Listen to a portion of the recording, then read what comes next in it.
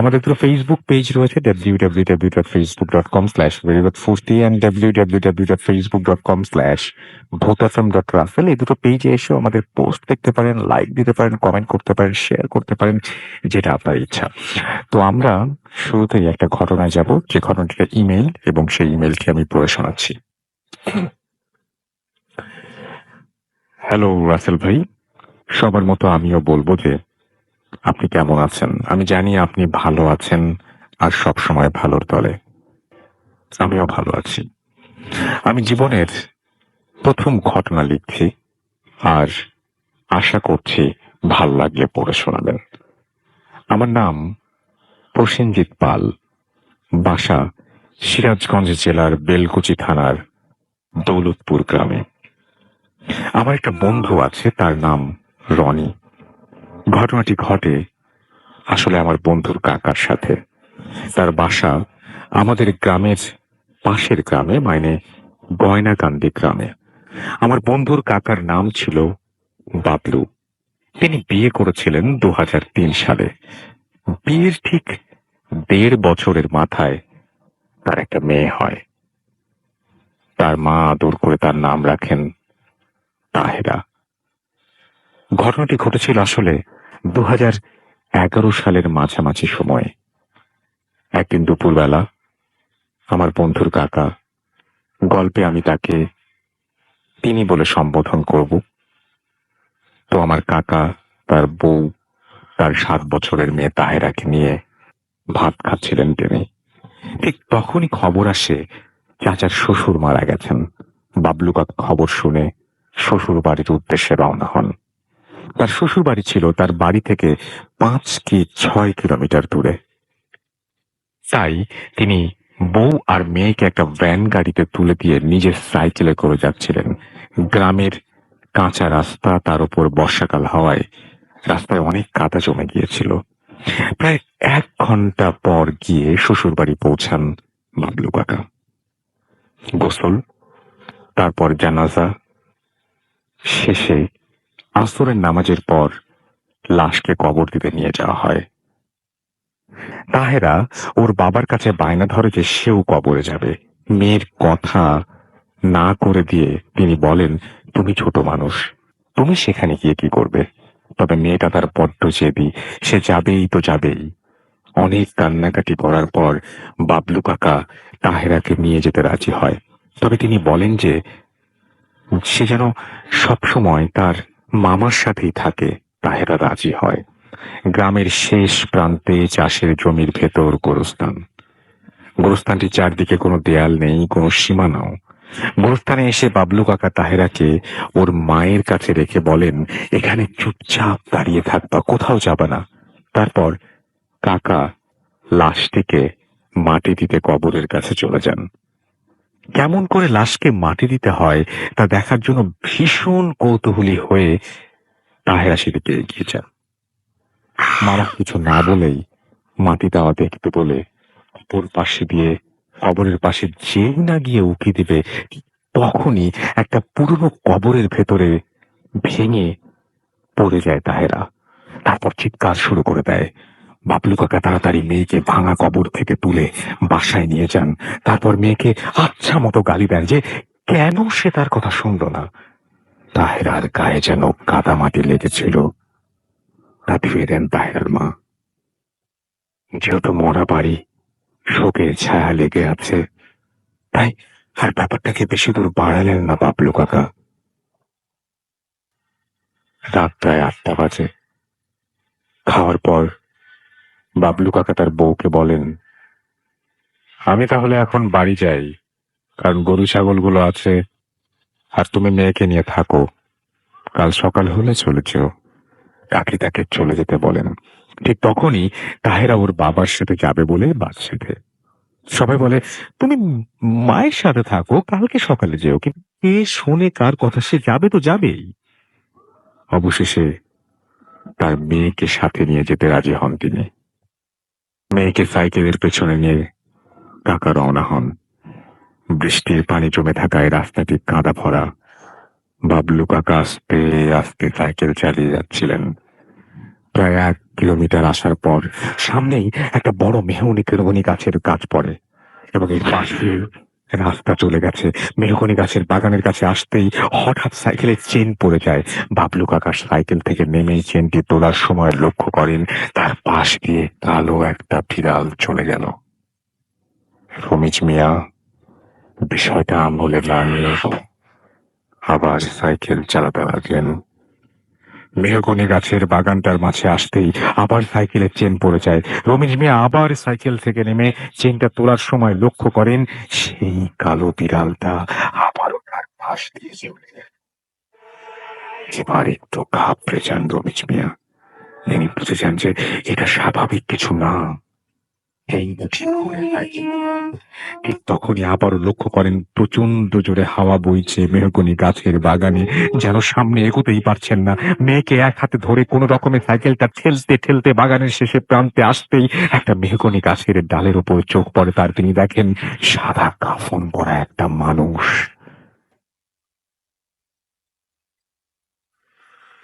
তবে অবয়বটার মাথা নেই। ভয়ে কলিজা শুকিয়ে আসে তার। তিনি ভাবেন মেয়ে যদি এটা দেখে প্রচন্ড রকমের ভয় পাবে। তাই তিনি মেয়েকে সাইকেলের পেছনের থেকে সামনে এনে কোলের ভেতর শক্ত করে জড়িয়ে ধরেন। মা, তুমি চোখ বন্ধ করে থাকো, আমি না বলা পর্যন্ত চোখ খুলবে না। এটা বলে রাখা ভালো যে তিনি অনেক সাহসী। তারপর রাস্তাতে দৌড়তে থাকেন। মেহগনি বাগানটা পেরোতেই এখন খোলা মাঠের ভেতর দিয়ে রাস্তা। বাবলু কাকা সাইকেল নিয়ে মেয়েকে চাপড়ে ধরে দৌড়াচ্ছেন। ঠিক তখনই দেখতে পান সামনেই পুরো রাস্তা জুড়ে সাদা কাফন পরা একটা লাশ শুয়ে আছে। এটা দেখে অনেক ভয় পেয়ে যান তিনি। তবে তাকে ভয় পেলে চলবে না, তাকে যেভাবেই হোক বাসায় পৌঁছাতে হবে। বাবলু কাকা আবারও মেয়েকে বলেন, মা, আমি না বলা পর্যন্ত কিন্তু তুমি চোখ খুলবে না। এরপর বাবলু কাকা লক্ষ্য করেন লাশটার পাশ দিয়ে সামান্য একটু জায়গা আছে যেখান দিয়ে সাইকেল চালিয়ে কোনো রকমে যাওয়া যাবে। রমিজ মিয়া সাইকেলে উঠে সেই লাশটার পাশ দিয়ে দ্রুত গতিতে সাইকেল নিয়ে পাশ কাটাতেই প্রচন্ড পচা পচা গন্ধ পান। মেয়েটাও তার গন্ধ পেয়ে বলে, বাবা, এটা কিসের গন্ধ? রমিজ মিয়া বলেন, ও কিছু না মা, তুমি চোখ বুজে থাকো। বাবলু কাকা আর একটু সামনে যেতেই পেছন থেকে তার বউয়ের গলার ডাক শুনতে পান। ডাক শুনেই তার মেয়ে বলে, বাবা, মা তোমাকে ডাকছে, মাকেও আমাদের সাথে নিয়ে চলো না। বাবলু কাকা আবারও মেয়েকে বলেন, "হ্যাঁ, নিয়ে যাচ্ছি, তবে তুমি কিন্তু চোখ খুলবে না, হ্যাঁ, আমি না বলা অবধি।" এভাবে জোরে জোরে সাইকেল চালিয়ে রমেশ মিয়া তার গ্রামের রাস্তায় চলে আসেন। সেখান দিয়ে যেতে দেখেন পাশের বাঁশ বাগানের ভেতর থেকে সেই মাথা কাটা লাশটা হাতের ইশারায় ডাকছে। বাবলু কাকা আরো জোরে জোরে সাইকেল চালাতে চালাতে তার বাড়ির কিছুটা কাছে আসতেই একটা লোককে দেখতে পান। তাকে দেখতে প্রাণটা ফিরে পান রমেশ মিয়া। তাড়াতাড়ি লোকটার কাছে যান এবং তাকে বাসা পর্যন্ত এগিয়ে দিয়ে আসতে বলেন। পথে লোকটাকে বাবলু কাকা ঘটনাটা বললে লোকটা তাকে বলে, আমি তো মাঝে মাঝে অনেক রাতে এই পথ দিয়ে যাই, তবে কোনোদিন কিছু দেখিনি। হয়তো লাশ কবর দিয়ে এসেছেন, তাই এমন হয়েছে। কথা বলেই বাড়ি পর্যন্ত এগিয়ে দিয়ে লোকটা চলে যায়। ঘরে ঢুকে বাবলু কাকা লক্ষ্য করেন তার মেয়ের গা দিয়ে কেমন পচা গন্ধ বের হচ্ছে। তিনি ভাবেন হয়তো কবরের ভেতর পড়ে যাওয়ার কারণে এমন হয়েছে। বাবলু কাকা তার মেয়েকে বলেন জামা কাপড় খুলতে, কারণ তাকে গোসল করতে হবে। বাবার কথা মতো তাহেরা জামা খুলতেই মেঝেতে হাড়ের টুকরো পড়ে যায়। হাড়ের টুকরোটা দেখে সেটা হাতে নিয়ে বাবলু কাকা বলেন, মা, তুমি এটা কোথায় পেলে? তাহেরা বলে, সে যখন কবরের ভেতর পড়ে গিয়েছিল তখন তার গায়ের ওপর এটা পড়েছিল, আর তখনই সে এটা পকেটে রেখেছিল, পরে এটা দিয়ে খেলা করবে বলে। মেয়ের কথা শুনে রমিজ মিয়া প্রচন্ড রেগে মেয়েকে অনেক বকাঝোকা করেন আর তাড়াতাড়ি পাশের বাড়ির হুজুরের কাছে নিয়ে যান। হুজুর সব শুনে বাবলু কাকা তাকে হাড়টি নিয়ে একটা গ্লাসে পানি পড়া দেন আর বলেন, এটা একটা আঙুলের হাড়, আর এই হাড়টি তোমার মেয়ের সাথে আনার কারণেই পথে তোমাদের সাথে এমনটা হয়েছে। আর তুমি যদি পথে সেই সময় তোমার মেয়েকে চোখ বন্ধ করে না রাখতে বলতে, তবে তোমার মেয়ে সেটা দেখে প্রচন্ড ভয় পেত, এমনকি অনেক বড় ক্ষতিও হতে পারত। সব শুনে রমিজ মিয়া সেই পানি পড়া নিয়ে বাসায় চলে আসেন। তবে ঠিক সেদিন রাতেই রমিজ মিয়া স্বপ্ন দেখেন তার চাচা শ্বশুরের কবরের পাশের কবর, তার উপরে সেই কলাকাটা লাশটা তাকে বলছে, তোর অনেক সাহস, যে কারণে তোর মেয়েকে নিয়ে বেঁচে ফিরতে পারলি, না হলে তোর মেয়েকে আমি জ্যান্ত ফিরে পেতি না।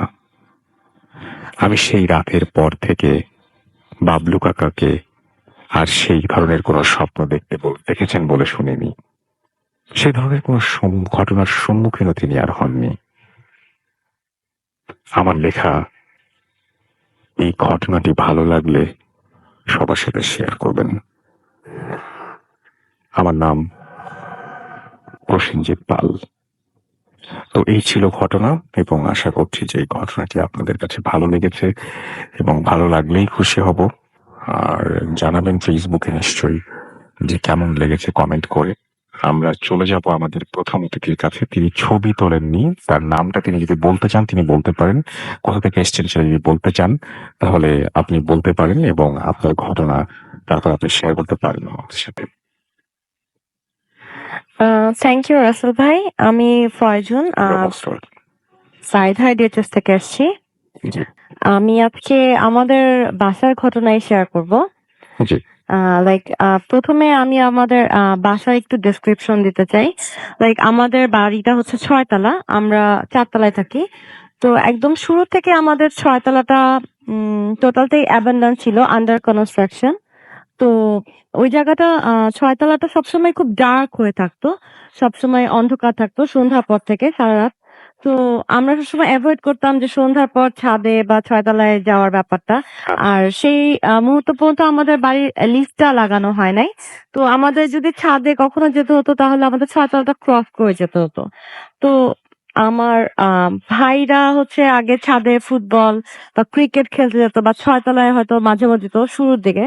সো ওদের সাথে ইনসিডেন্টস গুলো হয় কি, লাইক ওরা যখন নাকি ওই ফ্লোরটাতে ঢুকে, লাইক মাগরিবের আগে যখন নেমে আসে বাসায়, সো আমার ভাইয়ের আর কি আমাকে বলে, এসে কমপ্লেন করে যে দেখো আমার পিঠে খুব বার্ন করছে, লাইক কিছু হয়েছে নাকি একটু চেক করো। তো আমি তখন ডিসকভার করি লাইক ওর পিঠের মধ্যে লাইক 1 ফিটের থেকে একটু কম, লাইক 5 আঙ্গুলের পুরো থাপ্পড় দিলে যেরকম একটা রেড কালারের দাগ হয়ে যায়, অনেক ডিপ এরকম দাগ। তো এই ঘটনাটা, এই দাগের ব্যাপারটা ওর সাথে 2 বার হওয়ার পর আর কি আমরা আর কি সবাই এভয়েড করতাম, এবং ও এভয়েড করতো যাতে ও ছাদে না যায় সন্ধ্যার দিকে। তো আমরা আর কি ছাদে গেলেও লাইক একা কখনো যেতাম না, লাইক 2-3 জন করে ছাদে মুভ করতাম। সো এইটা একটা ঘটনা আমাদের বাড়ির এক ঘটনা, কমন ঘটনা। আপনার সাথে বেশ কিছুদিন ধরেই নানান ধরনের ইনসিডেন্ট হয়। আপনি বলছিলেন যে এর আগের যে বাসা, তারপরে এখানকার বাসা, সেই ঘটনাগুলো কি আসলে কি হয় আপনাদের সাথে? যেমন আপনাকে ডাকে অনেকে, বা আপনি এটাই আমাদের প্রেজেন্ট বাড়ির ঘটনাটা। জি যেমন আমাদের আর এইটা তো আমি বাসার ঘটনাটা, বাসার ডেসক্রিপশনটা দিলাম যে আমাদের বাসার বর্ণনাটা। আর এছাড়া হচ্ছে আমাদের বাসায় রাত 1টা 12টা 1টার পর থেকে লাইক একটা কনস্ট্যান্টলি না একটা রিদমিক হাঁটার সাউন্ড হয়।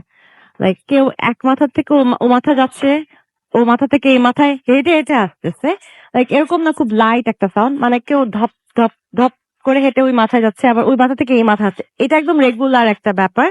তো প্রথম দিকে আমরা মানে 5 তলায় হয়তো বলতাম যে তোমরা কি এরকম জেগে থাকো? তো ওরা বলতো না, আমরা তো মনে করি তোমাদের বাসার আওয়াজ। তো আমরা বলতাম না, আমরা আওয়াজ করলে তো নিচে যাবে, তোমাদের বাসা তো পাবে না। তো বললো না, আমরাও তো কনস্ট্যান্টলি এরকম আওয়াজ শুনতে পাই যে হেঁটে যাচ্ছে কেউ। তারপরে হচ্ছে আরেকটা খুব ঘটনা ঘটে, সেটা হচ্ছে পানির ট্যাপ।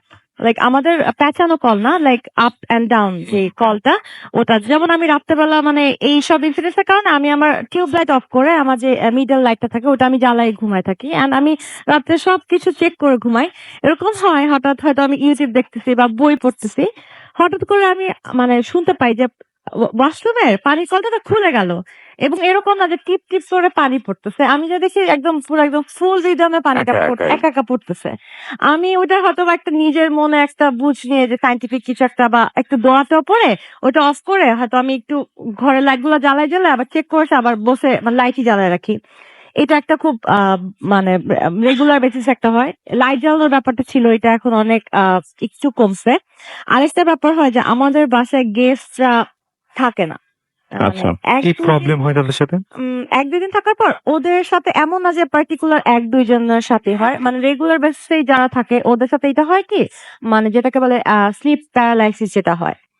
অনেকে বলে বোবায় ধরে সামথিং। হুম, এটা হুম। স্লিপ প্যারালাইসিস হয় এবং অনেক ব্যাড ড্রিমস করে। আচ্ছা। তো এই ইনসিডেন্স টা হয়। আমার সাথে লং টাইম হইছে এই ব্যাপারটা। লাইক আমার ২৭ বছর মানে লাইক ২ বছর আগ পর্যন্ত আমার সাথে এই ঘটনা ঘটছে যে স্লিপ প্যারালাইজ যে আমি প্রত্যেকদিন এমন কোন দিন নাই যে আমি ঘুমের মধ্যে চিৎকার না করতাম যে আমার স্লিপ প্যারালাইসিস হইছে। এই ঘটনাটা আমার সাথে হতো না।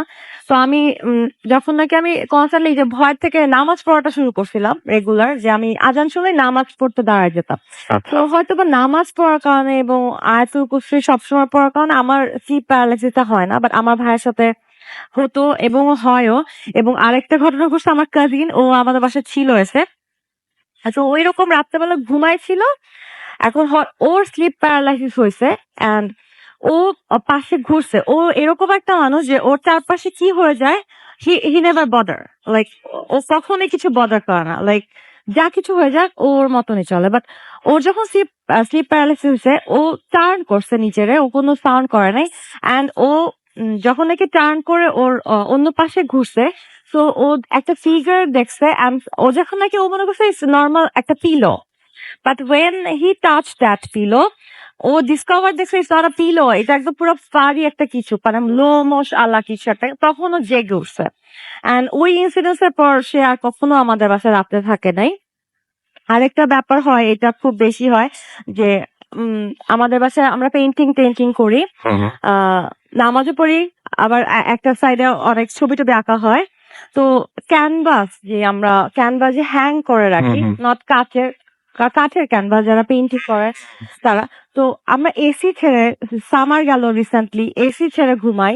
ফ্যান তো ছেড়ে রাখি না। আর যখন একটা ক্যানভাস হ্যাং করা হয় তো ওখানে তো তার কাঁটাটা অনেক প্রপারলি ওখানে আটকানো হয়। আটকানো হয়। রাইট। তো ওটা তো একদম প্রপারলি হ্যাং হয়ে থাকবে। ওটা তো পড়ে গেলে তো ওটা ভাবে লাগাবেই না। কিন্তু এরকম হয় যে কেউ হয়তো মানে হঠাৎ করে না ক্যানভাস ঠাস করে পড়ে যায়। এটা একদম অফেন্ড মানে হয়। টাকাটা ঠিকই থাকে, না, না ক্যানভাসিং করে ক্যানভাস যায়। পড়ে যায়। আচ্ছা। আমি ধরেন কোনো উইয়ার্ড, একটা খুবই ছবি উইয়ার্ড। মানে ওয়ালের মধ্যে এরকম হেলান দিয়ে রাখছি। ওটা ঠাস করে অপোজিট সাইডে এসে পড়ে গেল ঠাস করে। মানে কেউ মনে হলো কি ওপাশ থেকে একটু ধাক্কা দিয়ে নিচে এই পাশে ফালাই দিছে। হুম, হুম, হুম। সো এই একটা প্রবলেম হয়। আর হচ্ছে আর এইটা হয় হচ্ছে ধরেন আপনি জানেন যে আপনার বাসায় সবাই ঘুমায় গেছে। হুম। এখন আপনার ডাকার মতন কেউ নাই। লাইক সবাই সবার রুমে বা এই জিনিসটা হবে না। আপনার নাম ধরে কেউ ডাকবে না এবং আপনার নেইবাররাও নেই আশেপাশে। আমার ৩ পাশেই হচ্ছে অফিস। লাইক এন্ড অনেক ডিসট্যান্সে। ৩ পাশে কোনো নেইবার নাই। যে আমার নাম ধরে মাঝ রাত ২ টার দিকে নাম ধরে ডাকবে এরকম নাই।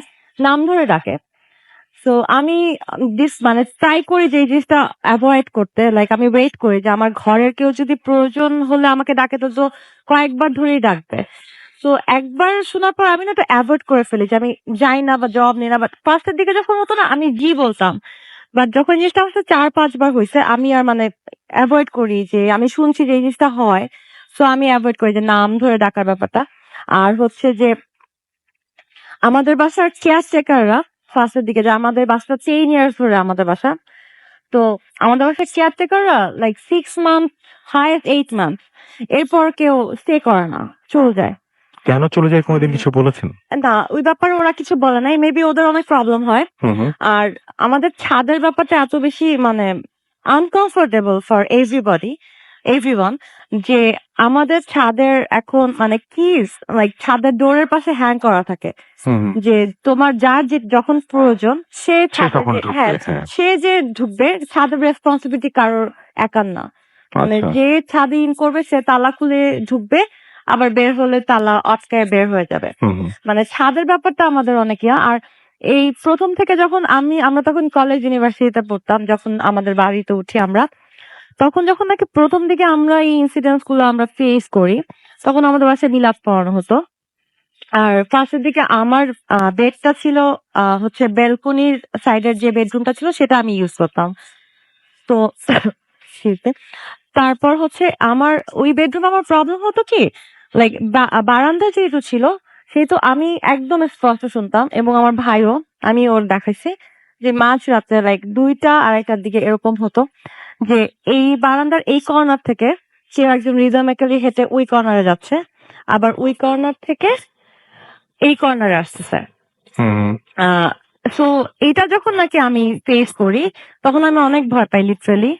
আর হচ্ছে যে আরেকটা হচ্ছে যে এই টক টক, লাইক টক টক এরকম করলে যেরকম একটা আওয়াজ হয় যে কেউ মানে নক করতেছে, টক টক মানে ২ বার টক টক।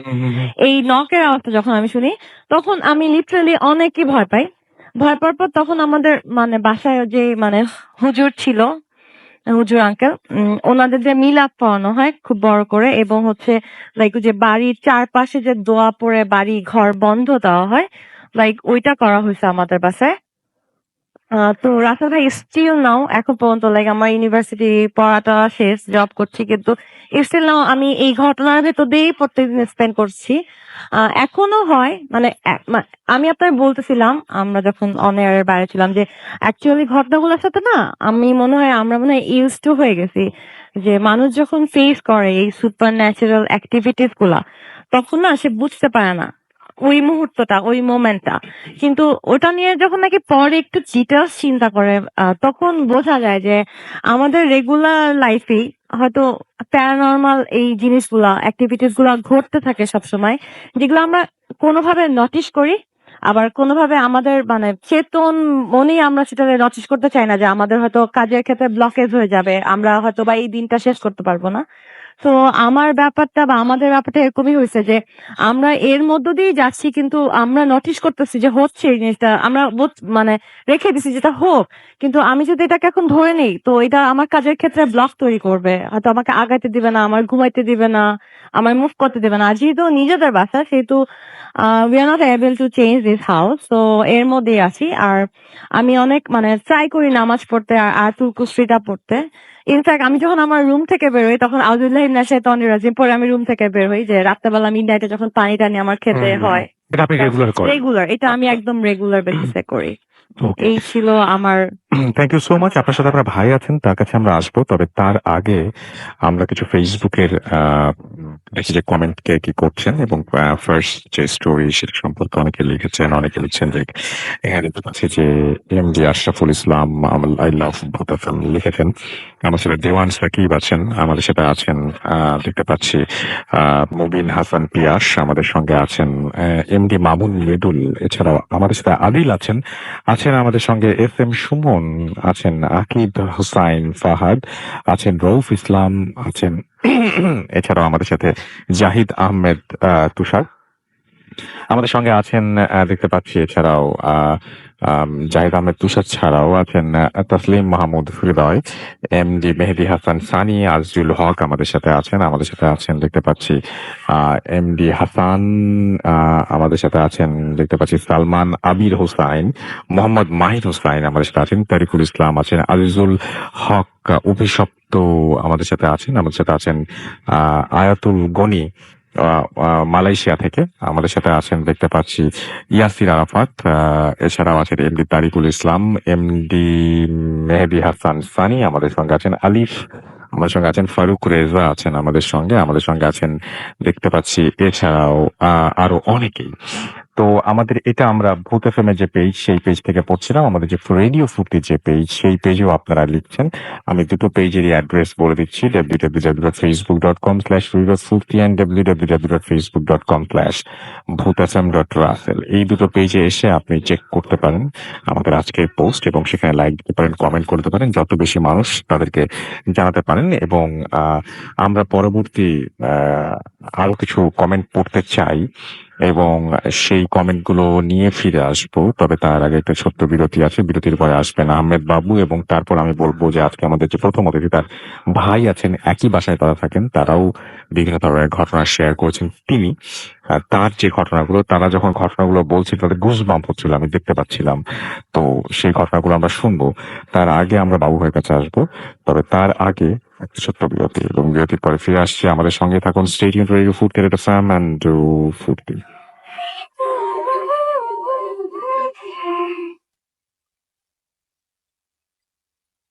রাইট, আমরা বাড়ি নিয়ে ঘটনা শুনছিলাম এবং বাড়ি নিয়ে আরো ঘটনা আছে। The night comes live with Grameenphone. You are listening to radio food carat FM. আমি রাস্তার সাথে আমার সাথে রয়েছে মাসুম ভাই, এবং এই মুহূর্তে বাবু ভাই তার একটা ঘটনা বলবেন, সেটাও বাসা রিলেটেড, এবং আগের ঘটনাটাকে টেনেই তিনি তার ঘটনাটি শুরু করছেন। আমরা চলে যাচ্ছি বাবু ভাই দ্বারা। হ্যাঁ রাসেল ভাই, হ্যালো রাসেল ভাই, আমি হ্যালো অডিয়েন্স সবাইকে জানাচ্ছি ফুড এফএম এর শুভেচ্ছা। আজকের কাহিনী বলবো বাসা নিয়ে আর কি। জি। যদিও এখানে গেস্ট এসেছেন, ওনাদেরও বাসা সম্পর্কিত কিছু অভিজ্ঞতা আছে, এবং আমি যে কাহিনীটা বলবো এটাও বাসা সংক্রান্ত। আর তার সাথে কিছু রেফারেন্স টেনে নিয়ে আসবো। আমার আগের বলা কিছু কাহিনীর মধ্যে কিছু বাসার রেফারেন্স ছিল, আর সেগুলো যেহেতু আমার নিজের ফার্স্ট হ্যান্ড এক্সপিরিয়েন্সও আছে, সেটাও নিয়ে আসবো। তো সেভেন ফার্স্টে আমি কাহিনীটা বলি। এটা হচ্ছে কল্লোলের কাহিনী। Kallol was one of my students. তো ও ছিল নারায়ণগঞ্জে থাকতো, আর ওর ফ্যামিলি একসময় ইন্ডিয়াতে মাইগ্রেট করে, কাজ ওরা ইন্ডিয়া থেকে এসেছিল আর কি একসময়। তো ওরা মাইগ্রেট করে চলে যায়, অ্যান্ড মানে মাইগ্রেশনের কিছু প্রসেস থাকে, এর মধ্যে যাওয়া আসা করতে হয় আর কি, ওদের কোম্পানি টম্পানি অনেক কিছু ছিল আর কি। তো ওর বাবারা ওখানে একটা বাড়ি নেয় আর কি। সে বাড়িটার মধ্যে ওর বাবা বাবু বলে, ওরা বাবু বলে, ওরা যে ওখানে বাসাটা রেডি করে ওনারা চলে যায় আরো অনেক কাজে। তো Kallol in the meantime Bangladesh থেকে মুভ করে সেখানে, এবং সে ওই বাসাটায় তাকে থাকতে হয়। কল্লোলের ফ্রেন্ড, আমার পুরো নাম বললে হয়তো চিনে ফেলবেন, আমি পুরো নামটা বলছি না। যাই হোক, ও ওই বাসাটায় থাকে যখন, তো তখন ও বলল যে স্যার, আমি যখন উঠেছি বাসাটায়, তখন আমার বাবুরা কেউই ওই বাসায় আসলে মানে থাকছে না। আচ্ছা। ওনারা জাস্ট বাসাটা নিয়েছে এবং একটা পোর্শন আমাকে খুলে দিয়েছে। ওটা মানে বেশ প্রায় 5 কাঠা জায়গার মধ্যে বাসা, মানে বেশ মোটামুটি বেশ, ভারতের ওই অঞ্চলটা বেশ ডেন্সড, অনেকটা আমাদের পুরান ঢাকার মতো। আচ্ছা। হ্যাঁ, তো এবং কলকাতা মানে ওই অঞ্চলটা আর কি। তো বলতেছে যে তো বাসাটা বেশ বড়ই বলা চলে। তো একটা অংশ ওকে খুলে দিয়েছে, বলছে তুমি এখানে থাকো তোমার মতো কোথাও, এবং পরবর্তীতে আমরা যখন এসে সব উঠবো, সবকিছু ঠিক করবো, তখন অ্যাভারেজে সব ঠিক করে ফেলবো এখানে।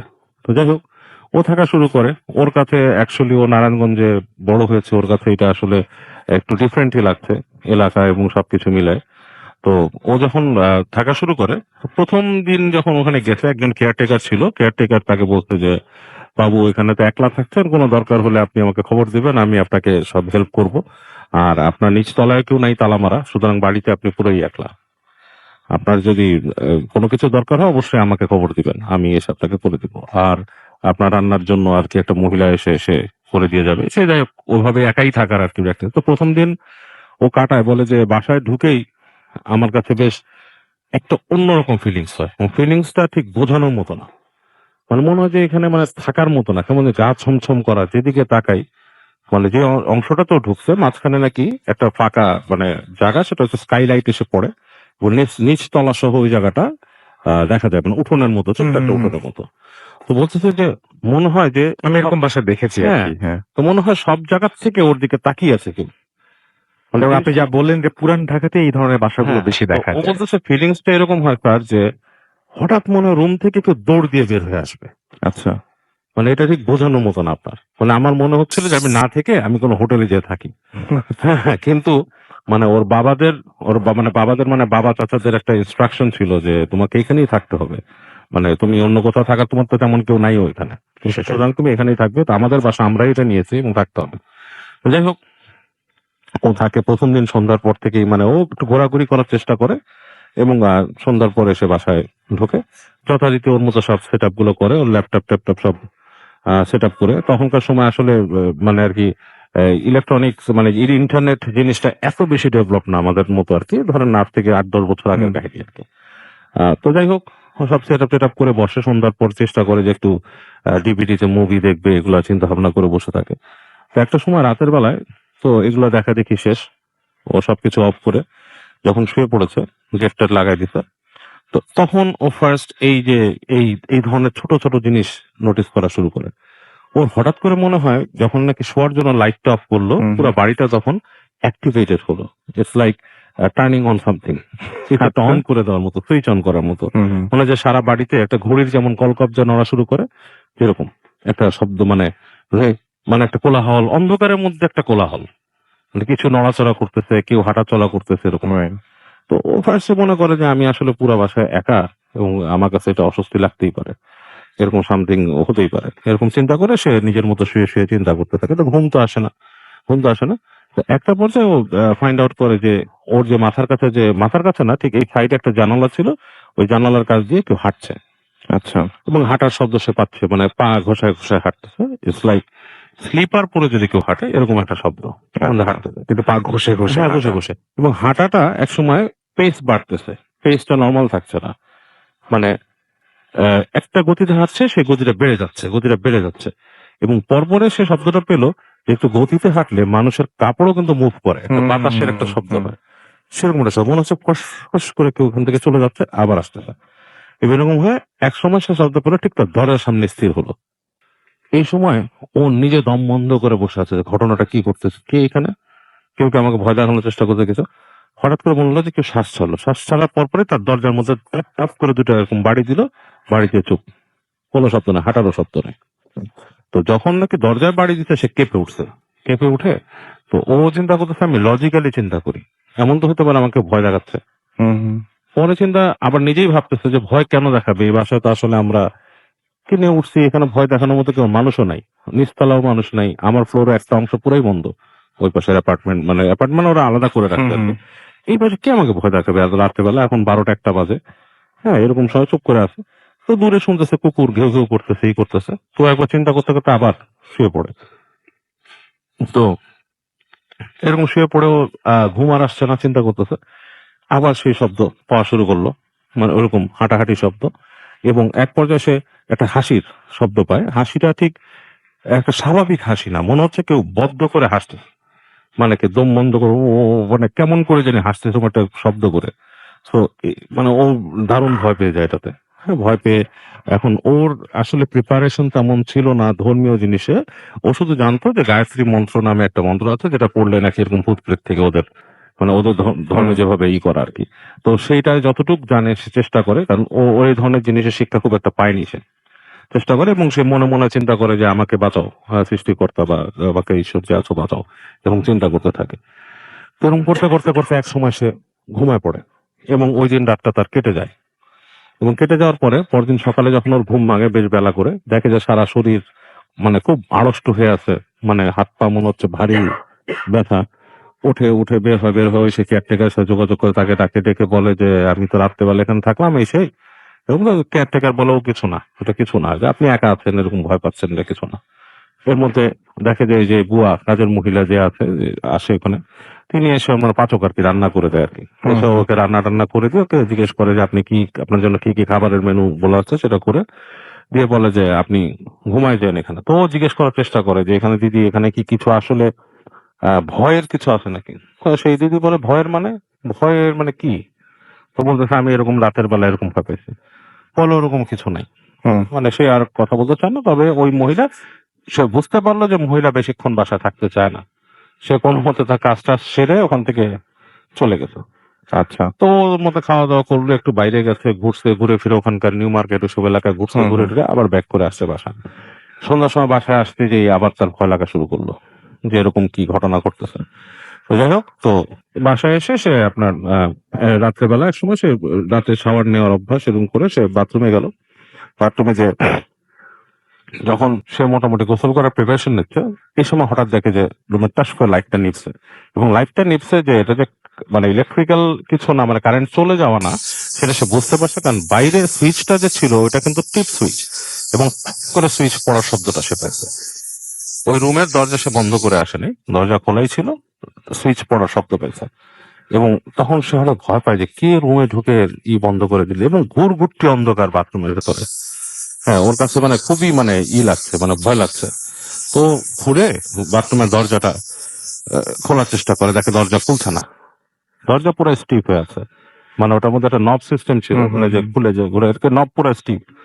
ও ওখানে টিপ দিয়ে ঢুকছে আর কি, দেখে যে নব পুরো স্টিপ এবং মানে ঘুরছেই না, অনেক চেষ্টা করছে ঘোরানোর, খুব ঘুরছে না, এবং এই পর্যায়ে ও প্রায় ফ্রিজ হয়ে যায়, মানে এতটা ভয় পায় যে লাইক মারা যাওয়ার মতো অবস্থা।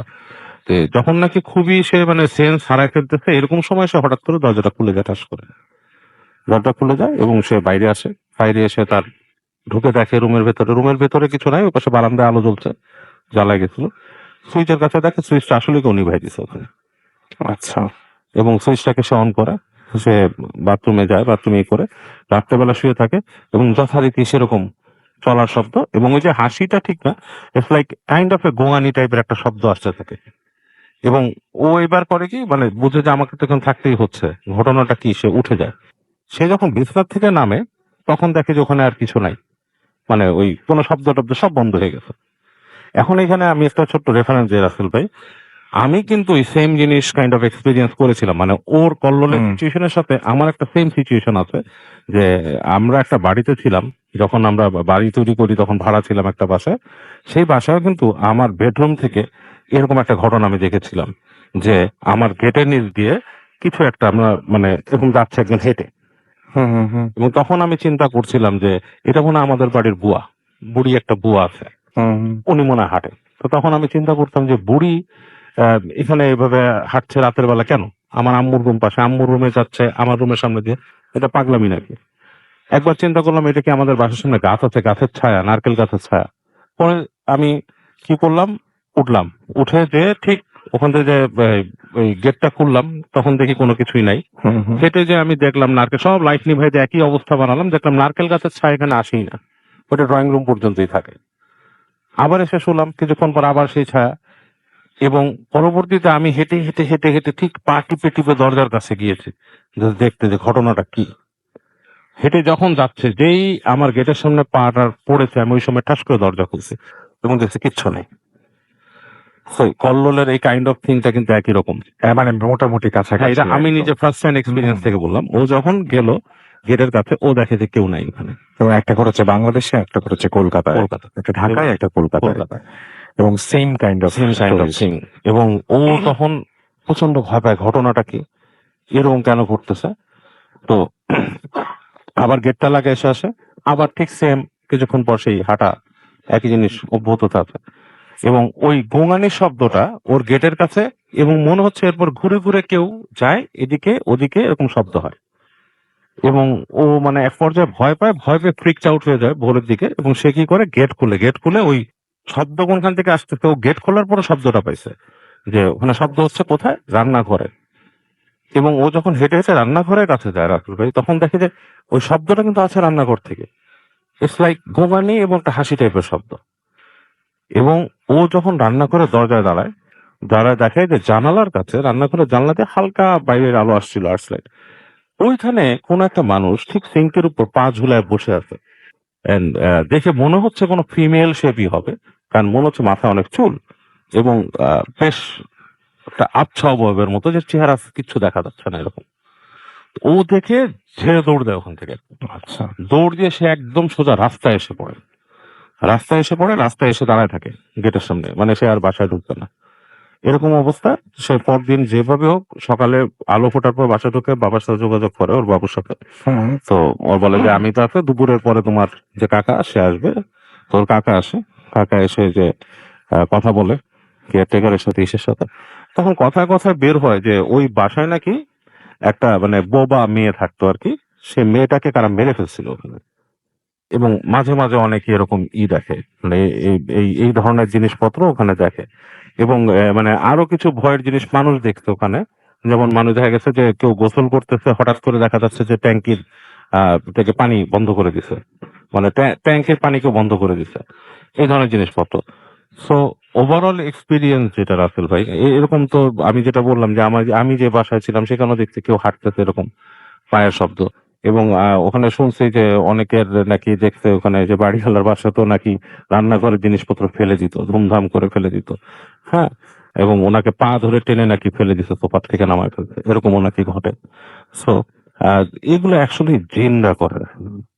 আচ্ছা। পুরানো বাড়ির সাথে বিভিন্ন স্মৃতি থাকে এবং তারা করে, মানুষ ভয় পায়, মানুষকে ভয় দেখায়, এবং ওই হাঁটার জিনিসটাকে কিন্তু আমি যেদিন থেকে ইগনোর করছি তখন থেকে আর করে না। তবে বেস্ট ওয়ে হচ্ছে তাদেরকে সিরিয়াসলি কমান্ড করা যে এটা আমার বাসা, আপনি যদি রেন্টেও থাকেন বাসায়, you are paying the rent, that's mean you are the owner for that time. তাকে বলা যে আমি এ বাসায় আমি মালিক, বিলং এটা করি, আমার মালিক, তুমি চলে যাও, তোমার কোনো অধিকার নেই আমাকে ডিস্টার্ব করো। রাইট, হ্যাঁ, so this is my house. হ্যাঁ, in the name of God, আল্লাহর নামে আমি হুম। তোমাকে কমান্ড করছি চলে যেতে, এখান থেকে চলে যায় জিনিসটা। ওকে, থ্যাংক ইউ সো মাচ বাবু ভাই। আমরা একটু আমাদের আরেকজন আছেন আমাদের সাথে ওই একই বাসায় থাকেন, প্রথম যে ঘটনাটি শুনছিলাম, এবং তিনি আসলে একজন ভিকটিম। আমরা তার কাছ থেকে শুনবো, এবং আপনি খালি চিন্তা করুন যে এই বাসাটাই, যে বাসার ঘটনা আমরা শুনছি, সেই বাসাটাই যদি আপনার বাসা হয় তাহলে কি হবে। যিনি এখন ঘটনা বলবেন তিনিও আজকের ছবিতে নেই। তিনি, আপনি যদি আপনার নাম বলতে চান বলতে পারেন, তারপর আপনার ঘটনায় চলেছেন। রাসেল ভাই, আমি মেহেদি বাইথার ডিউচার্স থেকে এসেছি। জি। তো ভাইয়া যেটা বললো আমার বোন, সো আমরা এই বাসায় থাকি, এরকম আসলে যে হাঁটা চলার ব্যাপারটা বা স্লিপ প্যারালাইসিসের যে কথাটা বললো, সো এটার সাথে আমি নিজেও পরিচিত। স্লিপ প্যারালাইসিসের ব্যাপারটা যদি আমি বলি, আমার প্রায় 3-4 বছর ধরে প্রায় প্রতিদিনই হতো এরকম। 3-4 বছর এরকম হতো হতো হতো। তো আমি একটা সময় এতই ফেড আপ ছিলাম এবং ভয় পেতাম যে আমি ফজরের নামাজের আগে কখনোই ঘুমাতে যেতাম না, যে আমার মনে হতো যে না, ফজরের পরে ঘুমালে হয়তো আমার হবে না, মানে এরকম একটা বিলিফ চলে আসছিল। তো একদিন আমি ঘুমাচ্ছি, তো হঠাৎ করে আমার সেম একটা মানে ফিল হলো যে আমি মানে বোবা ধরছে বা স্লিপ প্যারালাইসিস যেটাকে বলে।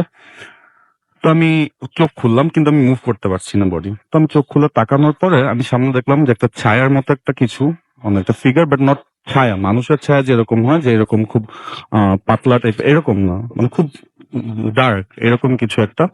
সো সেটার হাইট হবে 4-4.5 ফিটের বেশি না। সো সেই জিনিসটা খুব সুন্দরভাবে হেঁটে হেঁটে আসলো 3-4 স্টেপ, এসে সে আমার পিঠের উপরে বসলো। আচ্ছা। যখনই সেটা বসলো, তারপর থেকে আমি দেখলাম যে না, আমার মানে স্লিপ প্যারালাইসিস যেটা, সেটা কেটে গেছে, এবং তারপর থেকে আমার আর কখনোই এটা হয়নি। আর আমাদের বাসার আরেকটা জিনিস আছে, ও হয়তো বলতে ভুলে গেছে, আমরা যদি এক জায়গায় কিছু রাখি, সামটাইম মানে মোস্ট অফ দ্য টাইম আমরা ওই জিনিসটা ওইখানে পাই না। খুব ছোট ছোট আচ্ছা। জিনিস, আচ্ছা আচ্ছা হয়তো বা একটা বল হোক, বা মানে খুব বড় কিছু হবে না, কোনো হুম। বই টই না, হয়তো বা একটা হেডফোন আমি রাখলাম, হয়তো আমি আমি জানি এটা আমি এখানে রাখছি, কেউ সরানোর কোনো কারণ নেই, অন্য রুমে যা পাবো চার্জার বা এরকম ছোট ছোট জিনিস, নট বড় কোনো কিছু। So, হুম। এরকম জিনিসের সাথে আর হাঁটার ব্যাপারটা যেটা বললো, সো ফার্স্টের দিকে না আমরাও তো মানে ইয়াং, সো আমরা মনে করতাম যে না, এটা মনে হয় আমাদের ভুল, সাইন্টিফিক ওয়েতেও অনেকবার চিন্তা করার চেষ্টা করে সো ভাই স্যান্ডেল পরে হাঁটতাম, খালি পায়ে হাঁটতাম, যে স্যান্ডেলের জন্য কি হয় নাকি খালি পায়ে হাঁটলে হয় না, এরকম দেখার জন্য। বাট একদম স্টেপ বাই স্টেপ পিছন পিছন আসবে, ঠিক আছে। আর আপনি যদি আমার বাসায় কখনো যান, বা আপনারা কেউ যদি এটা বোঝেন, যে আমার রান্নাঘর যেটা, ওখান হুম। দিয়ে যদি হাঁটেন, আপনি একদম স্পষ্ট বুঝবেন কেউ রান্নাঘরে একটা কোণা আছে, ওখান থেকে আপনার দিকে তাকিয়ে থাকবে, আচ্ছা, একদম স্পষ্ট আপনি এটা বুঝবেন খুবই যে ভয়ঙ্কর ব্যাপার। হ্যাঁ, একদম মানে রান্নাঘর থেকে তো যেটা আপনি ফিল করতে পারবেন আপনি সেটা। একদম স্পষ্ট বুঝতে পারবেন। আর আগে আর একটা জিনিস হতো, লাইক মনে হতো কি ছাদের উপরে কেউ লাফাচ্ছে, মানে আচ্ছা। একবার দুইবার না, 4-5 বার লাফ দিয়ে অফ, ওই দিনের মতো এটা শেষ, ওই দিন আর হবে না, হুম। পরের দিন আবার 4-5 বার লাফ দিয়ে আবার অফ, এরকম হয়। তো এবং আপনি বলছিলেন যে আপনাদের বাসায় আসলে আর কেউ থাকার কথা না, আপনার অফিস টফিস এইগুলো। হ্যাঁ হ্যাঁ হ্যাঁ, আমার তো, আশেপাশে সবগুলি অফিস, আর হুম। একটা ইউনিটের বাসা যেহেতু, সো নেইবারও কেউ নেই। সেটাই। আর যেগুলো বিল্ডিং গুলো একটু দূরে দূরে আমাদের, এত হুম, কাছে হুম, কাছে না, কনজাস্টেড না, সো আশেপাশ থেকেও যে কিছু হবে সেরকমও না। আর আরেকটা জিনিস, আর ছোট বাসাও না যে মানে আমাদের ইয়া হবে। সো একদিন ভাই এরকম হয়েছে, আমি ছাদে গেলাম, তো ছাদে গেছি আমরা রিসেন্টলি, তো আমি ছাদে কখনো নর্মালি যাই না, হুম, যেহেতু মানে প্রবলেম আছে সবাই জানে, এবং আমি আগে যখন যেতাম টেতাম, তো আমার অনেক স্ক্র্যাচের দাগ থাকতো গায়ে, তো আমি মানে মানতাম যে না, কিছু না কিছু দেখলে হয়তো বা ভয় পাবো বা খামোখা এরকম। তো একদিন আমার বাসায় সবাই গেস্ট ছিল, তো আমি ফ্রেন্ডের সাথে একটু ফোনে কথা বলবো দেখে ছাদে উঠে বসে আছি। তো ছাদে কথা বলতেছি, তো হঠাৎ করে আমি চিন্তা করলাম যে না, রাত হয়ে গেছে, বেশিও বাজে না, হয়তো রাত 8টা বাজে। তো আমি চিন্তা করলাম যে না, ঠিক আছে, এসে আজান দিয়ে দিবে, আমি নেমে যাই। এটা চিন্তা করে যখন ফ্রেন্ডরা বললাম যাচ্ছে, আমি নামি। তো আমি হেঁটে যখন একটু সামনে গেলাম, আমি না মানে এখন এটা হয়তো আমার হ্যালুসিনেশন বলবে কেউ, বা নানান ব্যাখ্যা হয়তো থাকবে, বাট আমার কাছে ওই টাইমে কোনো ব্যাখ্যা ছিল না, আমি আমার ছাদের কোনো গেট খুঁজে পাচ্ছি না। ইটস লাইক মানে আমার কাছে সবকিছু প্লেন লাগতেছে। এবং সামনে যখন যাচ্ছি তো তখন দেখছি যে লোহার রড যেরকম স্ট্রেট স্ট্রেট হয়ে বের হয়ে থাকে, হুম, হুম। তো সেরকম ছিল, কিন্তু আমাদের ছাদটা এরকম না, কখনোই না। তো আমি একটু হয়তো 5-6 সেকেন্ড হাঁটলাম, হাঁটার পরে আমি হঠাৎ করে বুঝলাম যে মানুষ বলে যে ব্লাইন্ড করে ফেলে, হয়তো বা ছাদ থেকে ফেলে দেয় বা এরকম কিছু, যেহেতু আমাদের বাসায় সমস্যা আছে। তো আমার ওই জিনিসটা মাথায় ক্লিক করলো।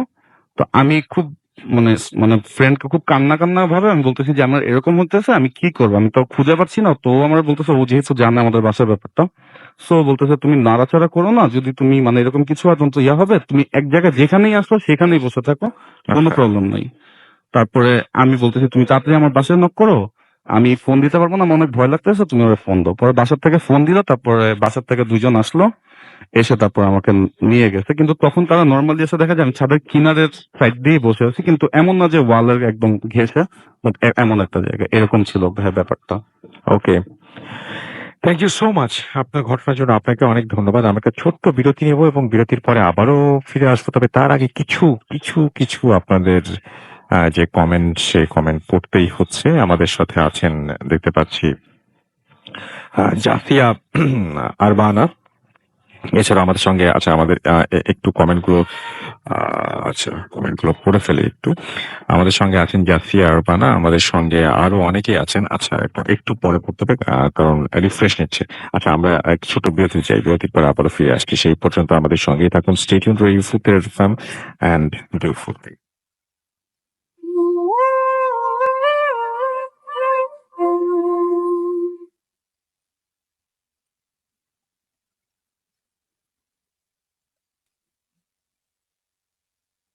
আসসালামু আলাইকুম ডক্টর ভাই, আশা করি ভালো আছেন।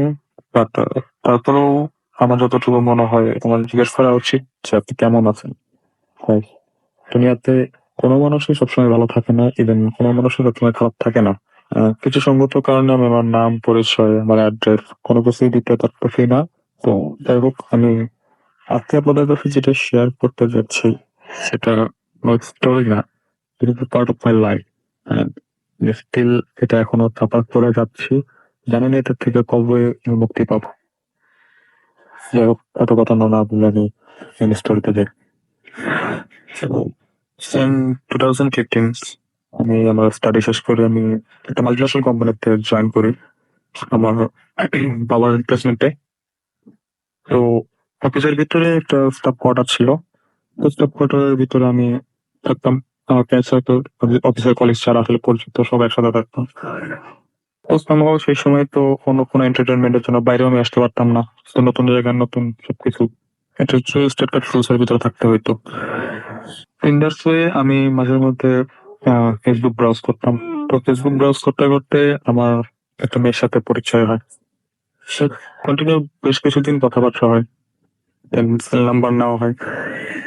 দেন হইতে হইতে একটা সময় একটা রিলেশনের পর্যায়ে চলে যায়।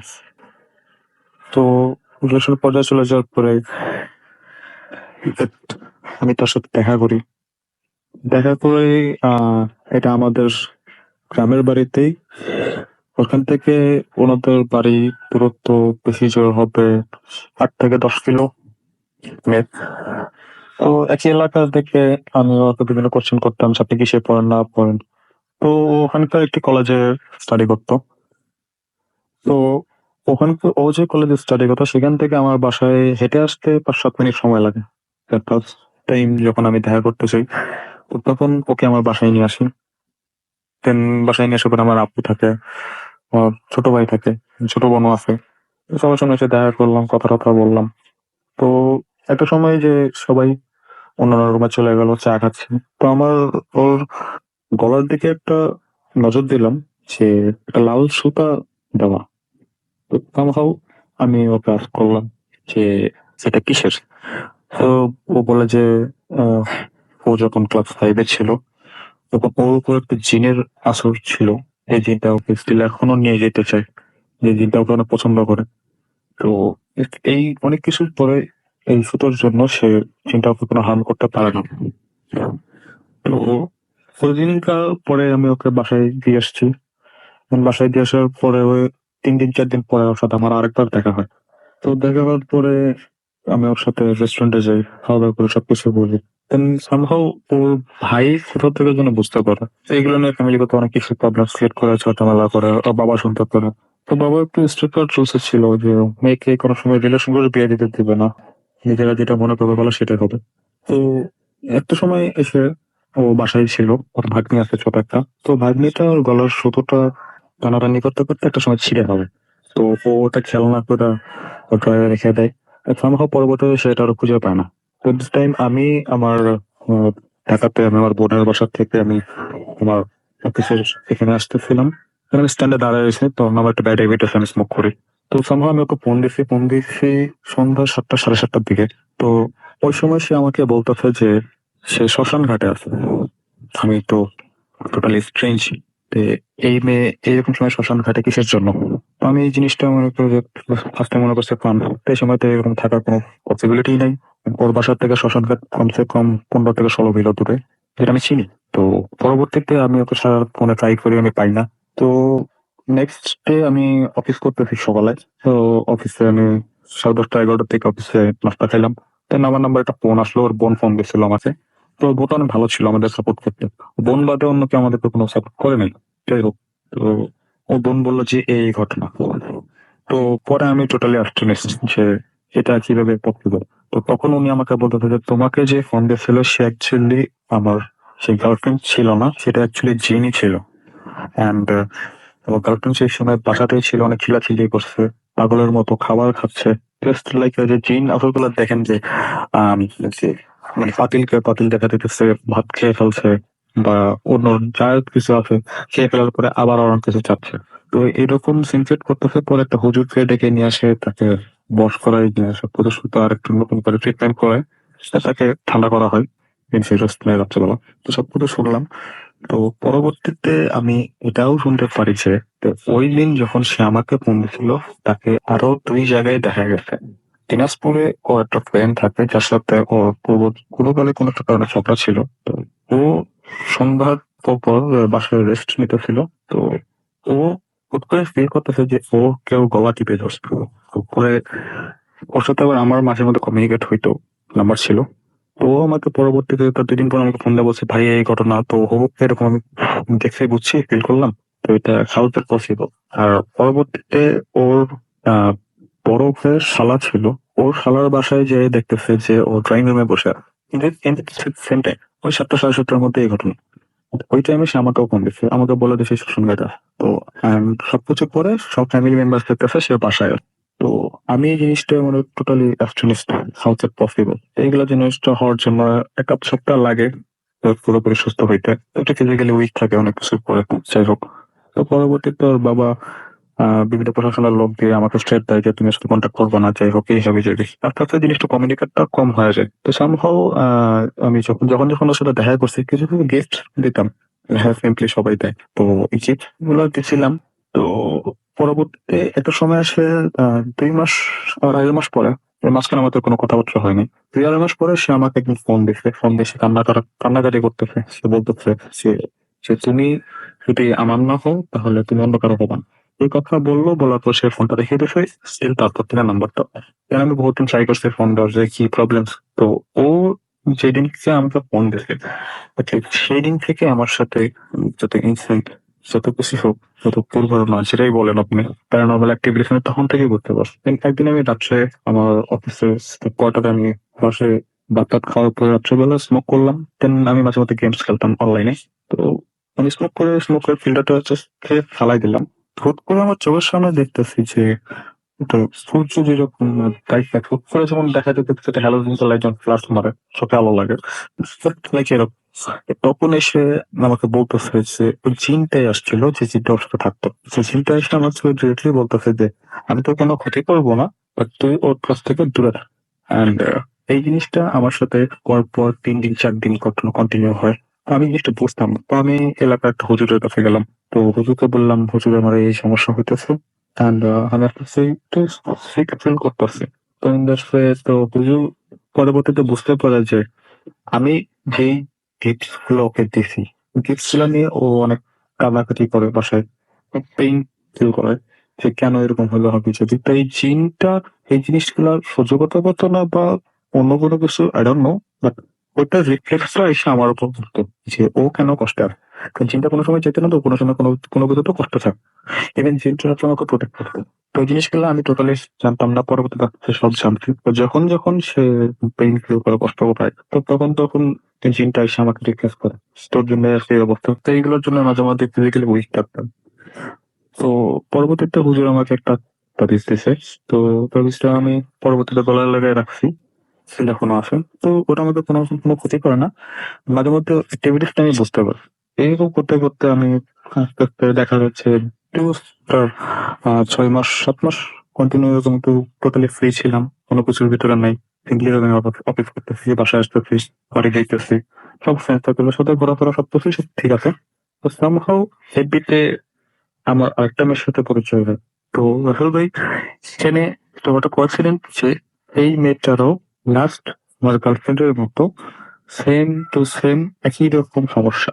তো আমি এই জিনিসটা কখনো জানতে পারতাম না যদি না আমার পরবর্তীতে সেকেন্ড সে গার্লফ্রেন্ড ছিল।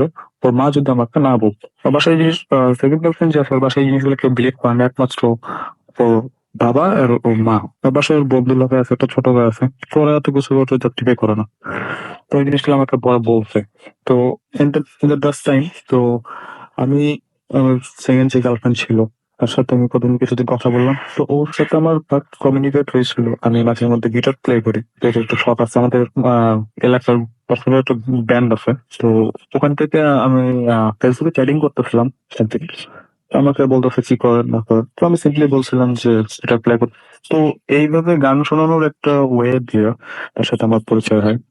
দেন একটা সময় কন্টিনিউ দেখা হয়, ওর বাসায় যাই, কথা টথা বলি। তো একটা সময় সে মেয়েটা আমাকে প্রপোজ করে। সামহাউ ওর বোন দুলাভাই জিনিসটা কোনো সময় চাইতো না। ওর বোন দুলাভাই এর পরেও আমার সেকেন্ড যে গার্লফ্রেন্ড ছিল ওর পুরো ব্ল্যাক ম্যাজিক করা ট্রাই করছিল, but somehow they are failed, তারা পারে নাই। তো পরবর্তীতে ওর মা আমাকে বলতেছে যে ওর সেকেন্ড গার্লফ্রেন্ড ছিল আর ওর একটা জিন আছে, সেই জিনটা ওকে কোনো সময় ক্ষতি করে না, ও সবসময় ওর সাথে সাথে থাকে। আমি ওকে একদিন জিজ্ঞেস করলাম যে তোমার এরকম কোনো কিছু আছে নাকি, তো পরে বল হ্যাঁ। আমি পরে বললাম যে তুমি জিনিসগুলো ফিল করো। পরে বলতেছে যে হ্যাঁ এটা কিভাবে। পরবর্তী দিনের মধ্যে মিনিমাম 3-4 বার এরকম ফিল হয় যে রসেল ভাই আমাদের বডি উপরে যদি কোনো ভার কিছু থাকে ওটা যদি নামানোর পরে একটু হালকা হালকা লাগে, তো এরকম একটা feel যে বডির ভিতর থেকে কোনো কিছু একটা বের হয়ে যায়। আমি আই ফিল লাইক এরকম একটা ফিল আসে। তো এরকম জিনিসটা হইতেছে। পরবর্তীতে আস্তে আস্তে দেখা যেতেছে ওর বন্ধুরা ভাই বিভিন্ন প্রবলেম ইস্যু সামনে ক্রিয়েট করে। তার জন্য আমার ওই রিলেশনটাও থাকে না। তো লাস্ট টাইমের রিলেশনের মতো এখানেও আমি কিছু গিফট দিয়েছিলাম। এর একই লাস্ট টাইম আমার সাথে যা ঘটছে, সেকেন্ড টাইম আমার সাথে সেম টু সেম একই জিনিস ঘটছে। তো এই আগেরটা তো আমাকে কোনো সময় ক্ষতি করতো না, এইটা আমাকে কন্টিনিউ এখন পর্যন্ত ক্ষতি করে যাচ্ছে। প্রত্যেক 2 দিন 3 দিন পর পর রাত্রেবেলা আমি না পারি ঘুমাইতে, না পারি ঠিক মতো অফিস করতে। রাত্রেবেলা যখন আমি ঘুমাইতে যাই তখন আমার মনে হইতেছে আমার মাথার কাছে কেউ দাঁড়িয়ে আছে। দেখা যাইতেছে আমি আমার মাথার কাছে আমার টেবিল ফ্যান ছাড়ি, আমার তো ঘুমের অভ্যাস হইতেছে সিলিং ফ্যান ছাড়ি, টেবিল ফ্যান দুটাই ছাড়ি। দেখা যাইতেছে আমার সিলিং ফ্যান ঠিকই চলতেছে, টেবিল ফ্যানটা অফ আছে। আবার মাঝে মধ্যে দেখা যাচ্ছে টেবিল ফ্যান চলতেছে, আমার সিলিং ফ্যানটা অফ হয়ে গেছে। আর মাঝে মধ্যে এটাও মনে হইতেছে যে হ্যাঁ আমি কেউ আমার পিছনে দাঁড়িয়ে আছে, কানের কথায় ফিসফিস করে কথা বলতেছে। তো somehow এই প্রবলেমস গুলো আমি পরবর্তীতে হুজুরের কাছে আবার বলি। তো হুজুর আমাকে বলে যে তুমি তাকে একবার ডাকো, তার সাথে একবার কথা বলো, তাহলে তাকে বলো যে এরকম তুমি প্রবলেম ফেস করতেছো। এন্ড যদি সম্ভব হয় তাহলে তুমি তাকে যা যা গিফট গুলো দিছো এই জিনিসগুলো নিয়ে আনো, কারণ তোমার কোনো কিছু যদি তাদের কাছে থাকে then সেটা নিয়ে যদি সে পেইন ফিল করে তখনই তুমি নিজে থেকে পড়ে ভালো একটা সমস্যার মধ্যে পড়ে যাবো। তো পরবর্তীতে আবার যদি একটা হইতো তাহলে একটা কথা ছিল, ওইটা কোয়েক্সিডেন্ট ফেলবে যে পরপর 2 বার আমার সাথে সেম ঘটনা। এন্ড এটার জন্য আমি লাস্ট 7-8 মাস যাবত টোটালি উইক। ট্রিটমেন্ট করাতে করাতে আমার অবস্থা খুবই খারাপ, স্বাস্থ্যের অবনতিও হয়েছে। দেন এমন অবস্থা যে এটা স্টোরিও আমি বলতে চাই না, এটা লাইফ একটা পার্ট হয়ে গেছে। সেভাবে যদি আমি আরো সামনেতে 2-3 বছর যদি কন্টিনিউ থাকি তাহলে দেখা দিতেছে আমি স্টিল ডেড। আমি ফ্যামিলিতে কাউকে এই জিনিসগুলো শেয়ারও করতে পারতেছি না, কারণ শেয়ার করতে গেলে অনেকে বিলিভ করবে না, কারণ তারা এই জিনিসগুলো বিলিভই করে না। তো এখন বলতেছেন পুরো গ্রুপসের কাছে, আসলে আপনাদের কাছে শ্রোতারা যারা শুনতেছেন, আপনাদের কাছে একটা রিকোয়েস্ট, যদি এর কোনো সলিউশন থাকে প্লিজ আমাকে দিবেন। আমার দ্বারা এই সিচুয়েশন পার করা আমি পারতাছি না। প্লিজ আপনাদের কাছে এতটুকু আমার রিকোয়েস্ট, যদি কারো কাছে কোনো সলিউশন থাকে অবশ্যই আমাকে জানাবেন। থ্যাংক ইউ রাসেল ভাই, থ্যাংক ইউ বলতেছেন। আর এটা হচ্ছে আমার বলতে ফার্স্ট যেটা বলতেছে, একটু ইমেল আমি পাঠালাম অডিও, আমি পূর্ব অনেক কাল থেকে আপনার ধাপ থেকেই আপনাদের বলতে আমি শুনি। থ্যাংক ইউ রাসেল ভাই, থ্যাংক ইউ বলতেছেন, অ্যান্ড আসসালামু আলাইকুম। Hood FM. The night comes alive with Crime Info.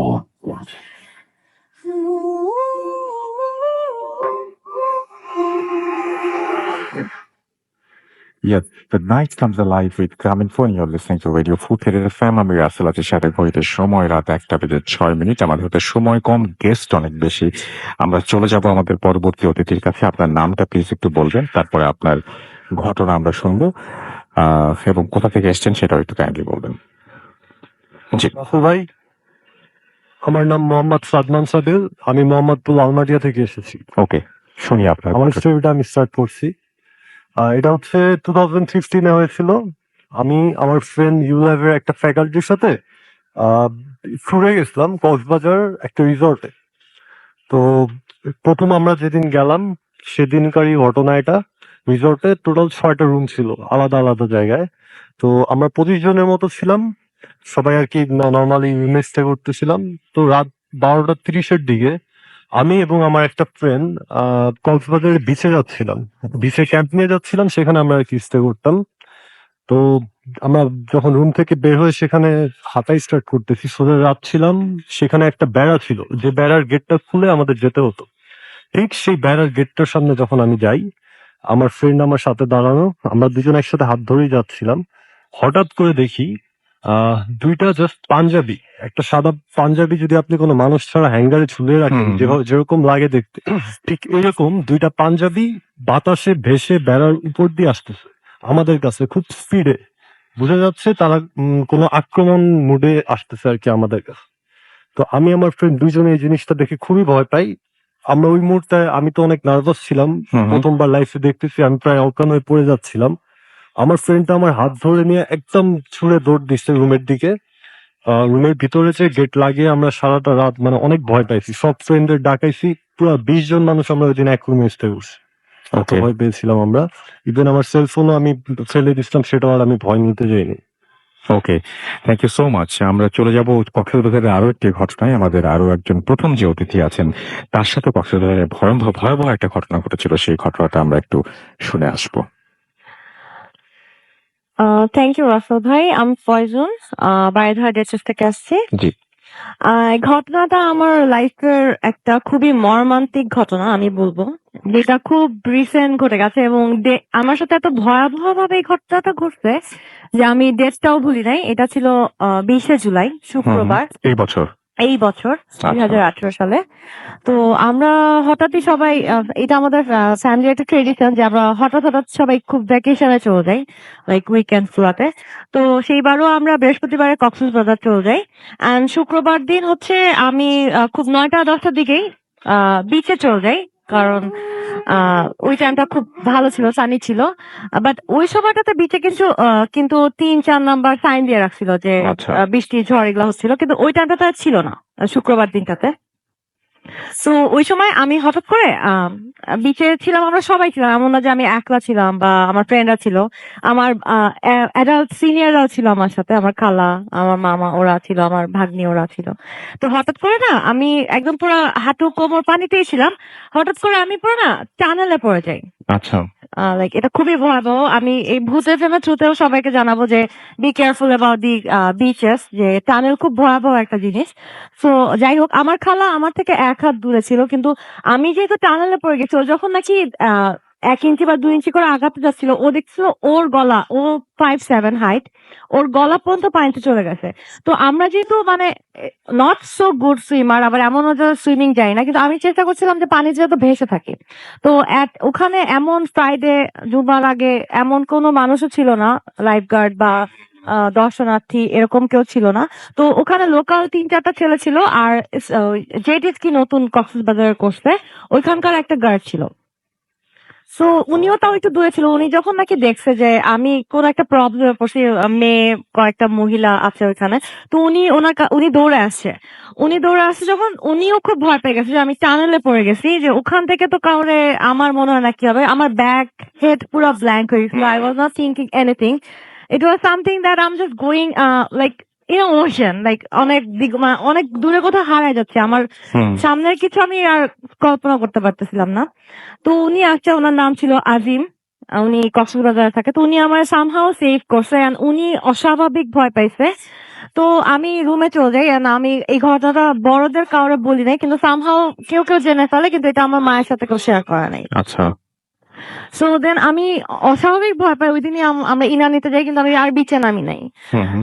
তো রাতের দিকে আর কি আমার মামারা বলছে ও তো খুব ভয় পাইছে, আর আমার কাজিন ভাই, আমার ভাই ওদের বলছে ও খুব ভয় পাইছে, ও নর্মাল হইতে পারবে না, চলো ওরা একটু বিচের থেকে হাতায় নিয়ে আসি অ্যাটলিস্ট, দেন ও she will be normal, like normal behave করবে। বিকজ অফ আমি নর্মাল বিহেভ করতে পারছিলাম না, আমি ওয়াটার থেকে দূরে ছিলাম, ইনফ্যাক্ট আমি শাওয়ার করতে যেতে পারছিলাম না, এই অবস্থায় ছিলাম।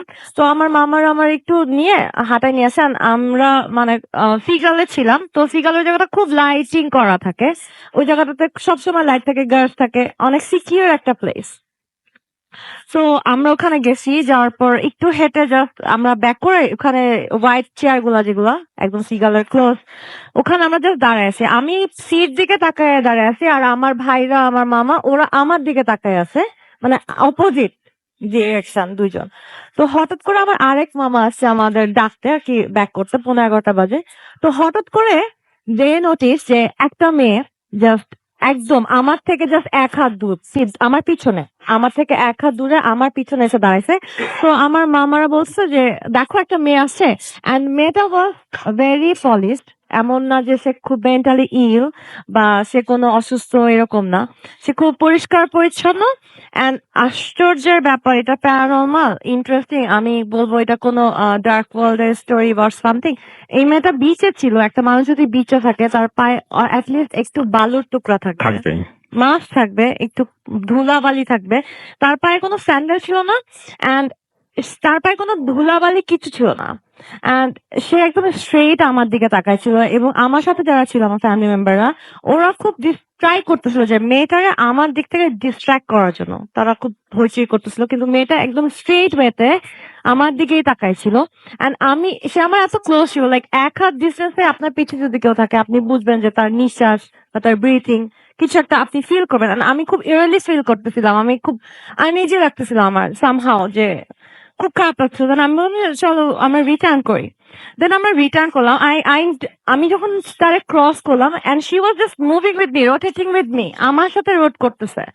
আমি মুভ করে যখন ব্রিজে কাঠের পুলটা তুললাম, উঠে জাস্ট আমরা 5 থেকে 7 সেকেন্ড, অ্যাটলিস্ট 5 সেকেন্ডের মধ্যে আমার ভাইটা আবার অবজার্ভ করছিল যে এইটা কোন মেয়ে, লাইক শি ইজ ভেরি, মানে একটা গুড গুড মধ্যে বোঝা যাচ্ছে যে ভালো ফ্যামিলির একটা মেয়ে, মানে সে কোনো প্রবলেম পড়ছে আর সামথিং, আর এইভাবে কেন তাকায় আছে আমার দিকে। তো মানে 5 সেকেন্ডস এর মধ্যে ওই জায়গায় তো আলো, এমন না যে বিচে কেউ হারায় লুকায় যাবে, আর এমন না যে ঝাউবনের কাছে ছিল যে সে ঝাউবনে হারায় গেছে। ওই মেয়েটা 5 সেকেন্ডের মধ্যে ডিসাপেয়ার, সবার সামনে। সবার সামনে থেকে ডিসাপেয়ার। এন্ড ওই জিনিসটা আমাকে এত ভয়ঙ্কর ভাবে এফেক্ট করছে যে আমি রুমে এসে আমি লাইক সারা রাত কাঁদছি। আর আমি আমার ভাইয়ের সাথে শেয়ার করছি যে আমি এটা একদম ইনার সোল থেকে ফিল করছি, যে মানুষের ইনার সোল তো মানুষকে জানায় যে তোমার সাথে এইটা হচ্ছে বা এরকম, যে আমি এটা ফিল করছি যে আজকে ইট ওয়াজ মাই ডেথ, যে আমি মারা যেতাম, লাইক সামহাও আমার কিছু একটা নিতে আসছিল কিন্তু আমার নিতে পারে নাই। এন্ড রাত্রেবেলা তুমি যেটা দেখে আসছো আমার পিছে, and I was feeling that, like আমি বলতে বলতে আমার অনেক গুজবাম্পস হচ্ছে, আমি স্টিল ফিলিং দিস থিং, আমি নর্মাল হতে পারিনি ইনসিডেন্টটা, যে আমার কাছ থেকে মানে আমার নিয়ে যেতে আসছিল কিন্তু সামহাও আমার নিয়ে যেতে পারে নাই। So that thing was really angry, ওর কিছু একটা বলতে আসছিল, ওর আমার সাথে কিছু ইন্টারাক্ট করতে আসছিল। এন্ড এই জিনিসটা ভাই রাস্তাতে আমার সাথে এত ভয়াবহ ভাবে কাজ করছে যে এরপর আমি পৃথিবীর দুনিয়ার যেই বিচেই গেছি, যে কোনো সুইমিং পুলে গেছি, I never go to the deep. আমি একদম কর্নারে থাকছি, আমি আর কখনো কোনো বিচে নামতে পারি না। ওই ট্রমা থেকেই বেরিয়ে আসাটা আর হ্যাঁ, পসিবল হয় না। অস্বাভাবিক। এবং ওই ইনসিডেন্টে 20 তারিখের পর লাইক 3 দিন আমি শাওয়ার করছি খুব অদ্ভুত ভাবে। লাইক আমি আমার ফ্যামিলি কাউরে নিয়ে শাওয়ার ঢুকছি বিকজ পানি নিচে আমি ফবিয়া হয়েছিলাম, এবং ওই মেয়েটার চেহারা আমি আজ পর্যন্ত ভুলি নাই। অ্যান্ড ওই মেয়েটার চোখ আমি দেখতে পাইনি। আপনি যদি দেখেন মানুষের চোখের হোয়াইট পার্ট অন্য কারো দেখা যাবে, কিন্তু তারটা ছিল পুরোটাই ডার্ক। আই ডোন্ট নো এটা কি ছিল। সো এটা আমার জীবনের খুব ভয়াবহ একটা এক্সপিরিয়েন্স, যেটা নাকি আমি প্রত্যেকদিনই প্রায়ই মনে করি। আর আমার অস্বাভাবিক লাগে ঘটনাটা। এই ছিল thank you so much, thank you. আপনাদের সবাইকে অনেক অনেক অনেক অনেক ধন্যবাদ, এবং বাবু ভাই কষ্ট করে এসেছেন, আপনাকে অনেক ধন্যবাদ। অ্যান্ড ভাইয়া আপনি যে ঘটনা শেয়ার করলেন, দুটো কক্সবাজার ঘটনা শুনলাম, বাবু ভাই একটা অসাধারণ ঘটনা শেয়ার করেছেন। থ্যাংক ইউ সো মাচ, অনেক অনেক অনেক অনেক ধন্যবাদ। এবং আমরা একটা ছোট্ট বিরতিতে যাব, এবং বিরতির পরে আবারও ফিরে আসবো। সেই পর্যন্ত আমাদের সঙ্গে থাকুন। স্টে টিউন টু রেডিও ফুর্তি এফএম অ্যান্ড কেউ ফুর্তি। Fruity.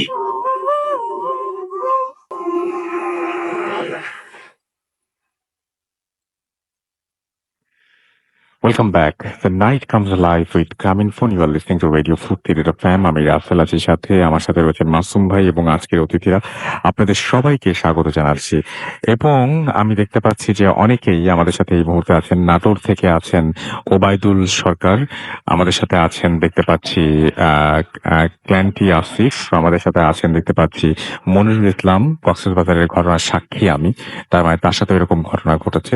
আমাদের সঙ্গে হৃদয় JSR আমাদের সাথে আছেন, আমাদের সাথে আছেন দেখতে পাচ্ছি ইয়াতিন শেফিন, আছেন আমাদের সাথে মাইশা আলম মাহি, আমাদের সঙ্গে আছেন দেখতে পাচ্ছি এছাড়াও বিহঙ্গ বালক রিফাত হুসাইন আমাদের সঙ্গে আছেন, মেহেদি হাসান বাপ্পি আমাদের সঙ্গে আছেন, আমাদের সাথে আছেন মাসুদ পারভেজ আছেন, আমাদের সাথে মাহরিজ আহমেদ বাপ্পি আমাদের সাথে আছেন দেখতে পাচ্ছি, এছাড়াও এমডি নাজমুল হুসাইন, এবং তিনি একটা হোস্টেল থেকে শুনছেন।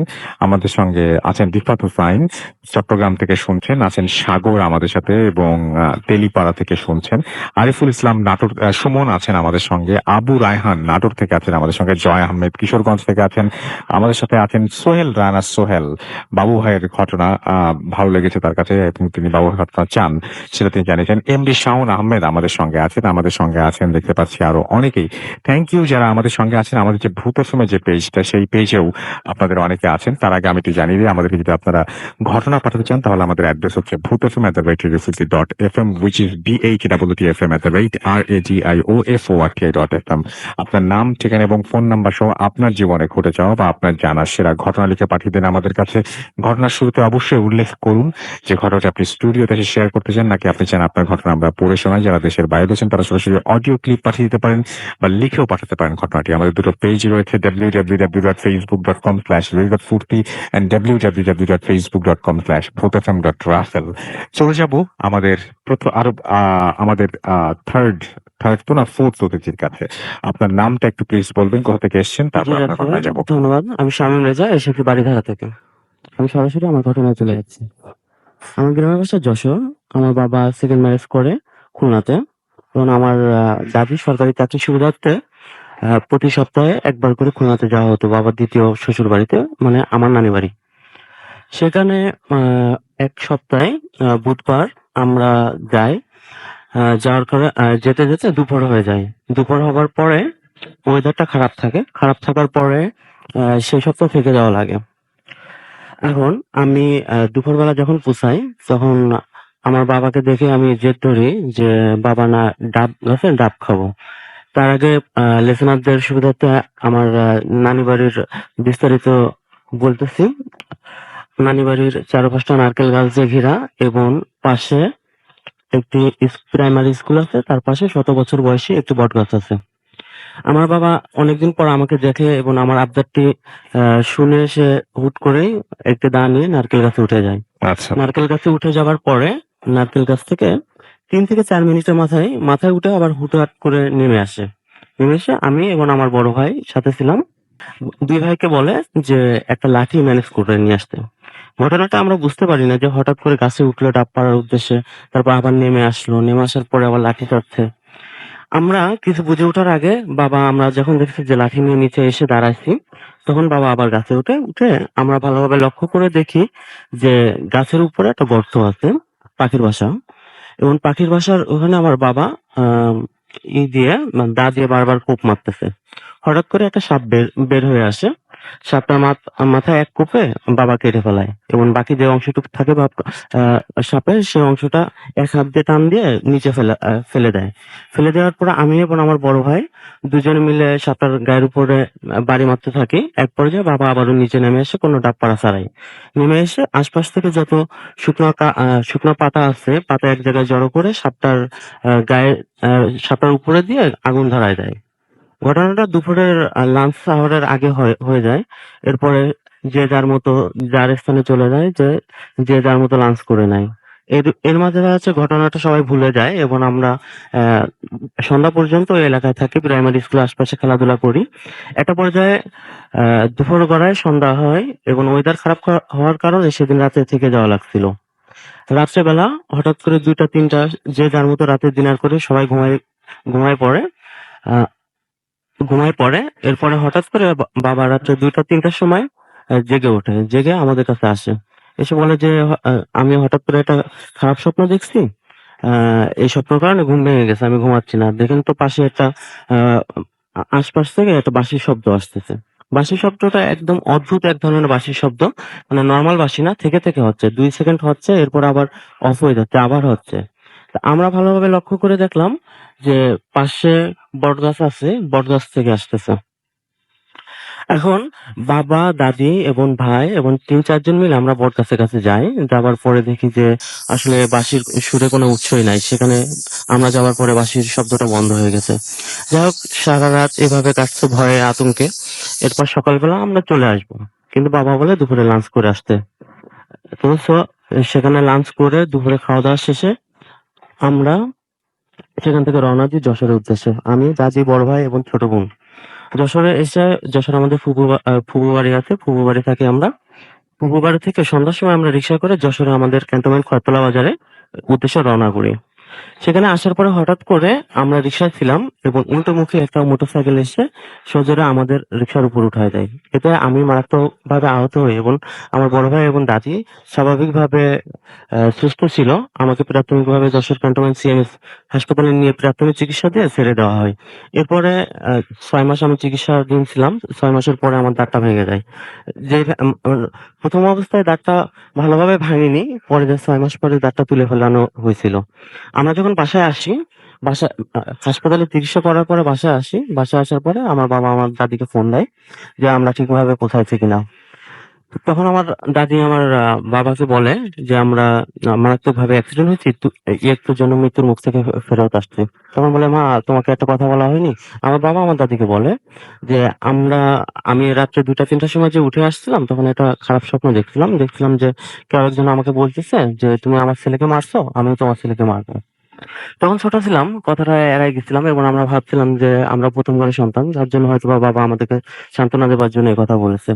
পরবর্তীতে যখন এখন বয়স হয়েছে তখন আমরা সাধারণত বুঝতে পারি যে আসলে ঘটনাটা সত্য হতে পারে এবং এই জিনিসটা সত্য মনে করি বর্তমানে। এই ছিল আমার ঘটনা আছে। Thank you so much. আপনার ঘটনার জন্য আপনাকে অনেক ধন্যবাদ এবং আশা করছি যে এই ঘটনাটি আপনাদেরও ভালো লেগেছে। আমি দেখতে পাচ্ছি যে স্বপ্নের ফেরিওয়াল আমাদের লিখেছেন ভালো লেগেছে। আমাদের সাথে আছেন দেখতে পাচ্ছি সাগর, এছাড়াও প্রিন্স ফাহিম কক্সবাজারের স্টোরিগুলো ভালো লেগেছে লিখেছেন। আমাদের সঙ্গে আছেন দেখতে পাচ্ছি। আমরা সবাই এই সময়টা কক্সবাজারে যাবার সময় এবং আমরা সবাই একটু সাবধানে যেন থাকি এবং যদি এরকম কোনো ঘটনা, আমি চাই না যে অনাকাঙ্ক্ষিত কোনো ঘটনায় কেউ পড়ুন, বাট যদি কোনো ঘটনা যদি আপনারা শুনে থাকেন কারো কাছ থেকে বা কোনো ঘটনা জেনে থাকেন, অবশ্যই জানাতে পারেন। এবং আমরা তো ভাবছি যে আজকে পরপর কক্সবাজারের দুটো ঘটনা শুনে আমার মনে হলো যে কক্সবাজারে একটা সিরিজও করে ফেলতে পারি আমাদের। সেই জন্য কক্সবাজারে যারা আছেন তাদের শুধু ঘটনা হলেও চলবে, আর আমাদের তো সমস্ত বাংলাদেশের মানুষই আমরা কখনো না কখনো কক্সবাজারে যাই। সুতরাং আমরা এই কক্সবাজারের ঘটনা আসলে যদি খুব চাই তাহলে মানে শেষ হবে না। আমি নিজেও কক্সবাজারে আমাদের ভূত FM নিয়ে গিয়েছিলাম এবং সেইখানে আমরা কক্সবাজারে একটা এপিসোড করি, আউটডোর এপিসোড করি এবং সেখানে বিভিন্ন জায়গায় আমরা ঘুরে বেড়াই ঘটনার সন্ধানে এবং বিভিন্ন জায়গা থেকে বিভিন্ন মানুষের কাছ থেকে বিভিন্নভাবে বিভিন্ন ঘটনা জানতে পারি এবং কিছু কিছু পাহাড় আছে যে পাহাড়গুলো হন্টেড, সেখানকার স্থানীয়দের কাছে আমরা জানতে জানতে পারি সেটা। আপনাদেরকে সেই সম্পর্কে বলেছিলামও, যারা পুরনো লিসেনার তারা জানবেন এবং তাদের হয়তো মনেও আছে। এবং আমরা সেই পাহাড়গুলো আমরা রাতের বেলার দিকেও কিছু পাহাড় ভিজিট করি এবং কক্সবাজারে স্থানীয়দের কাছে যে সমস্ত ঘটনা আমরা শুনি সেই সমস্ত ঘটনা শুনে একদম শিউরে উঠতে হয় আমাদের কাছে। তো আপনারা যদি এরকম কক্সবাজারে যান তাহলে স্থানীয়দের কাছ থেকে খোঁজ খবর নিয়ে যদি কোনো ঘটনা পান অবশ্যই আমাদেরকে লিখে পাঠাবেন।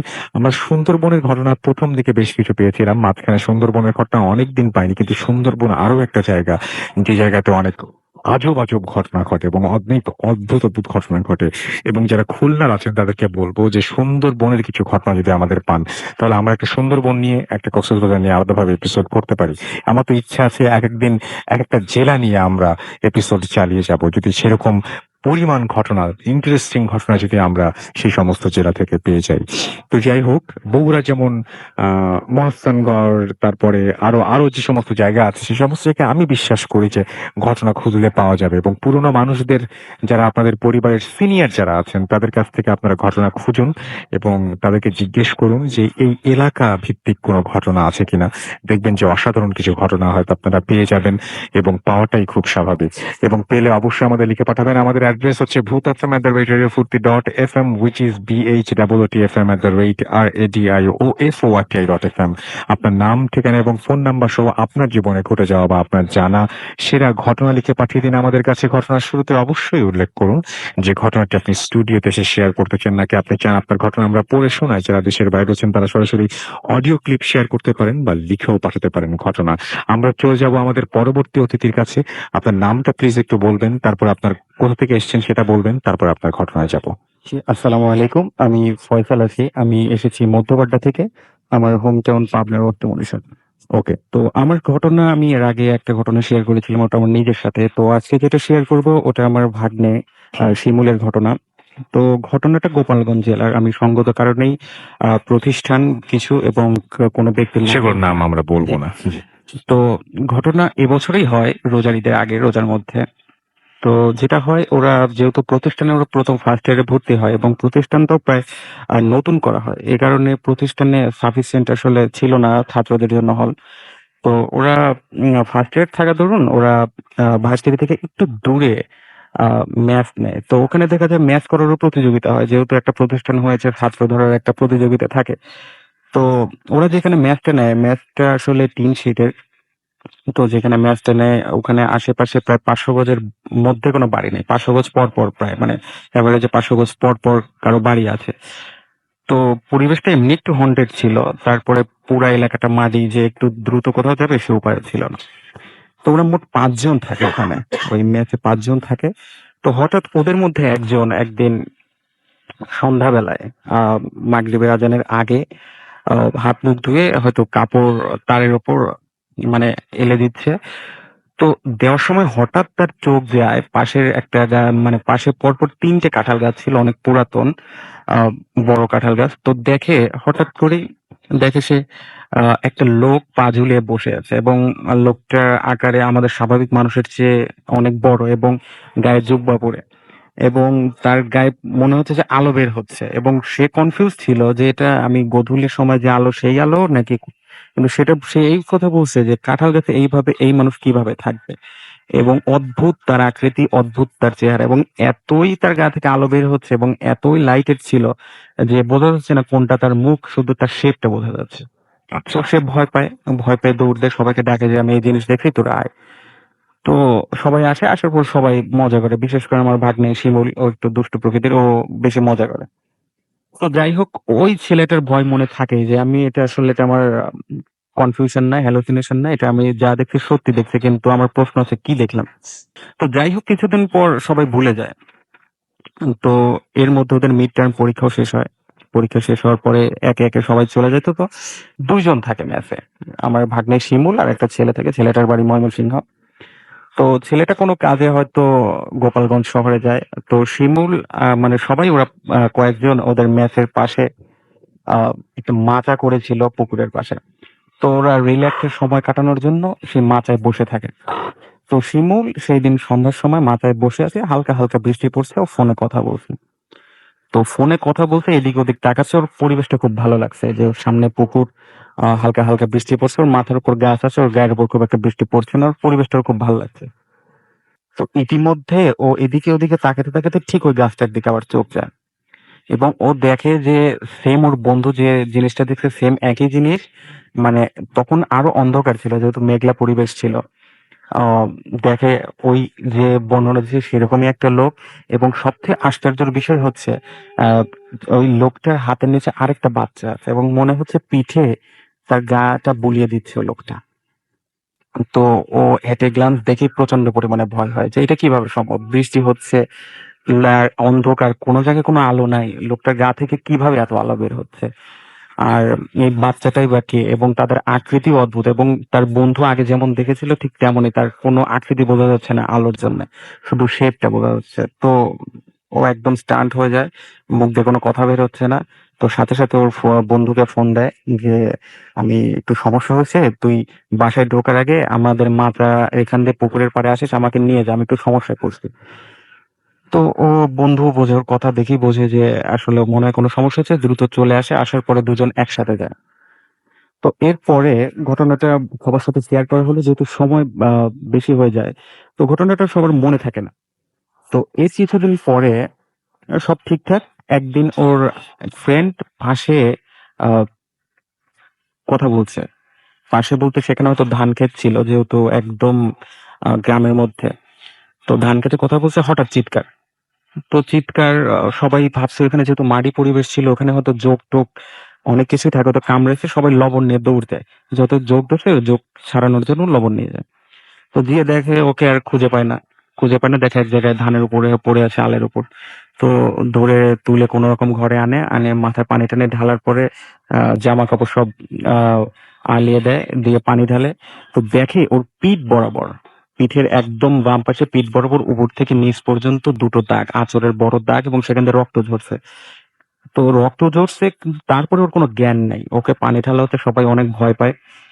তো ওরা কিছু না বুঝেই সাথে সাথে ম্যাথ মালিককে ফোন দেয়, ম্যাথ মালিক চলে আসে, এবং ম্যাথ মালিক কি জানে, সেই ভালো জানে, সে কোনো ডাক্তার নিয়ে আসে নাই, সে সরাসরি একটা হুজুর নিয়ে আসছে, এবং তার উদ্দেশ্য কি ছিল সেই ভালো জানে। তো হুজুর নিয়ে এসেও প্রথমে কোনো কাজ হচ্ছিল না, এবং চারদিকে যেহেতু এর মধ্যে অনেক রাতও হয়ে গেছে, সবার মধ্যে একটা ভয়ের পরিবেশ কাজ করছে।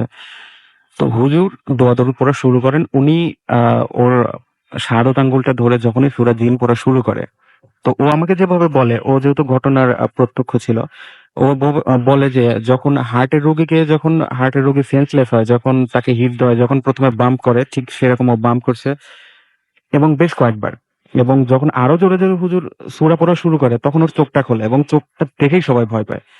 যে চোখটা পুরা একদম ডিমের ডিম যেমন খোসা ছাড়ালে যেমন সাদা, সেরকম সাদা, এবং চোখ দুটো অনেক বড় বড়।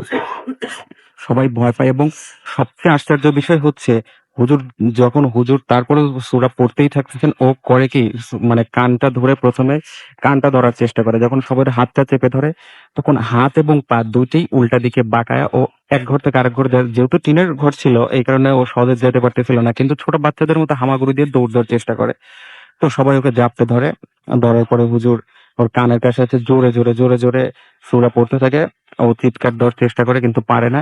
এরকম ধস্তাধস্তি কিছুক্ষণ করার পরে ও সেন্সলেস হয়ে যায়। সেন্সলেস যেই হয় সাথে সাথে ওকে হাসপাতালে নেওয়া হয়। হাসপাতালে নেওয়া হওয়ার পরে ওখান থেকে অনেকক্ষণ পরে তার সেন্স ফেরে। তো এর পরে যেটা হয়, মেস মালিক ওখানে মিলাদ দেন বা অনেক কিছু করেন, কিন্তু ওরা যখনই কারণটা জানতে চাইছে কেন এমন হলো আর কেনই বা আমরা সবাই একসাথে এরকম দেখি, মেস মালিক এর কোনো সদুত্তর দেননি। এটাই ছিল ঘটনা। এরপরে ওরা ওদের মানে শিক্ষা প্রতিষ্ঠানের কাছে বাসা নিয়ে এখন থাকে, ওখানে তারা থাকেন। এটাই ছিল আমার ঘটনা। অনেক ধন্যবাদ। অনেক চমৎকার একটা ঘটনা এবং আমরা রিপ্লাইও পাচ্ছি, আমরা কমেন্টও দেখতে পাচ্ছি যে অনেকে অনেক পছন্দ করছেন। Thank you so much. Thank you আপনাকে আপনার ঘটনার জন্য অনেক অনেক ধন্যবাদ। আমরা চলে যাব আমাদের শেষ অতিথির কাছে। আপনার নামটা প্লিজ একটু বলবেন, কোথা থেকে এসেছেন, তারপর আপনার ঘটনায় যাব আমরা। আসসালামাইকুম। আমি শ্যামলী থেকে এসেছি। আমার নাম মোহাম্মদ আব্দুল সালাম। তো আমি আমার হোম ডিস্ট্রিক্ট হচ্ছে মেহেরপুর গাঙ্গীতে। তো আমি জি। আমার আমার নিজের গ্রামের কথা বলবো, আর এটা হচ্ছে আমার নিজের মানে বাড়ির সাথে একটা মানে জড়িত। তো এটা হচ্ছে আপনার 2015 সালে রমজান মাসে।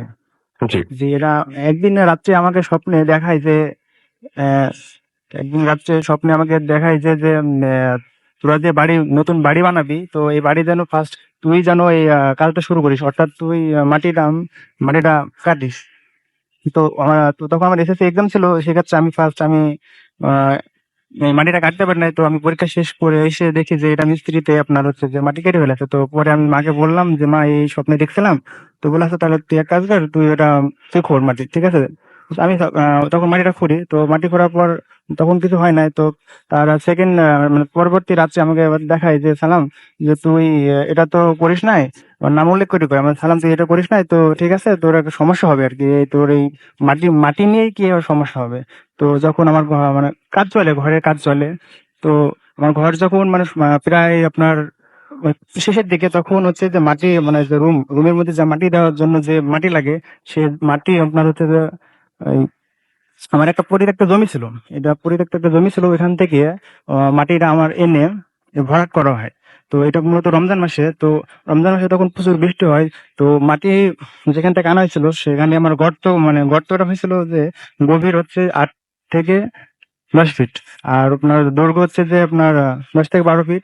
তো এই পানি এটা মূলত রমজান মাসে বর্ষা বলেছেন, জি। জি। তারপরে তো এটা আপনার হচ্ছে যে পানি ভরাট হয়ে যায়। তো পাশের জমিতে আমরা হচ্ছে একজনের মানে ক্ষেত মানে ধান ছিল। তো ওই সময়টা আপনার ধান থাকার কারণে ছাগল অথবা কোনো কিছু লাগবে, বৃষ্টি হওয়ার কারণে। তো যে ওই একটা ছেলে মানে অর্থাৎ তার বয়স হয়তো 17 থেকে 18 বছর হবে। তো ওনার সাথে বৃষ্টিতে ভেজে আরো 2জন ছেলে আছে ছোট ছোট, তাদের বয়স হয়তো 7 থেকে 8 বছর হবে। তো ওদের সাথে নিয়ে মানে ভিজতে উনি ওই ধান ক্ষেতের দিকে যায়। তো ওই ধান ক্ষেতের পাশেই আপনার হচ্ছে মূলত আমাদের যে গর্ত।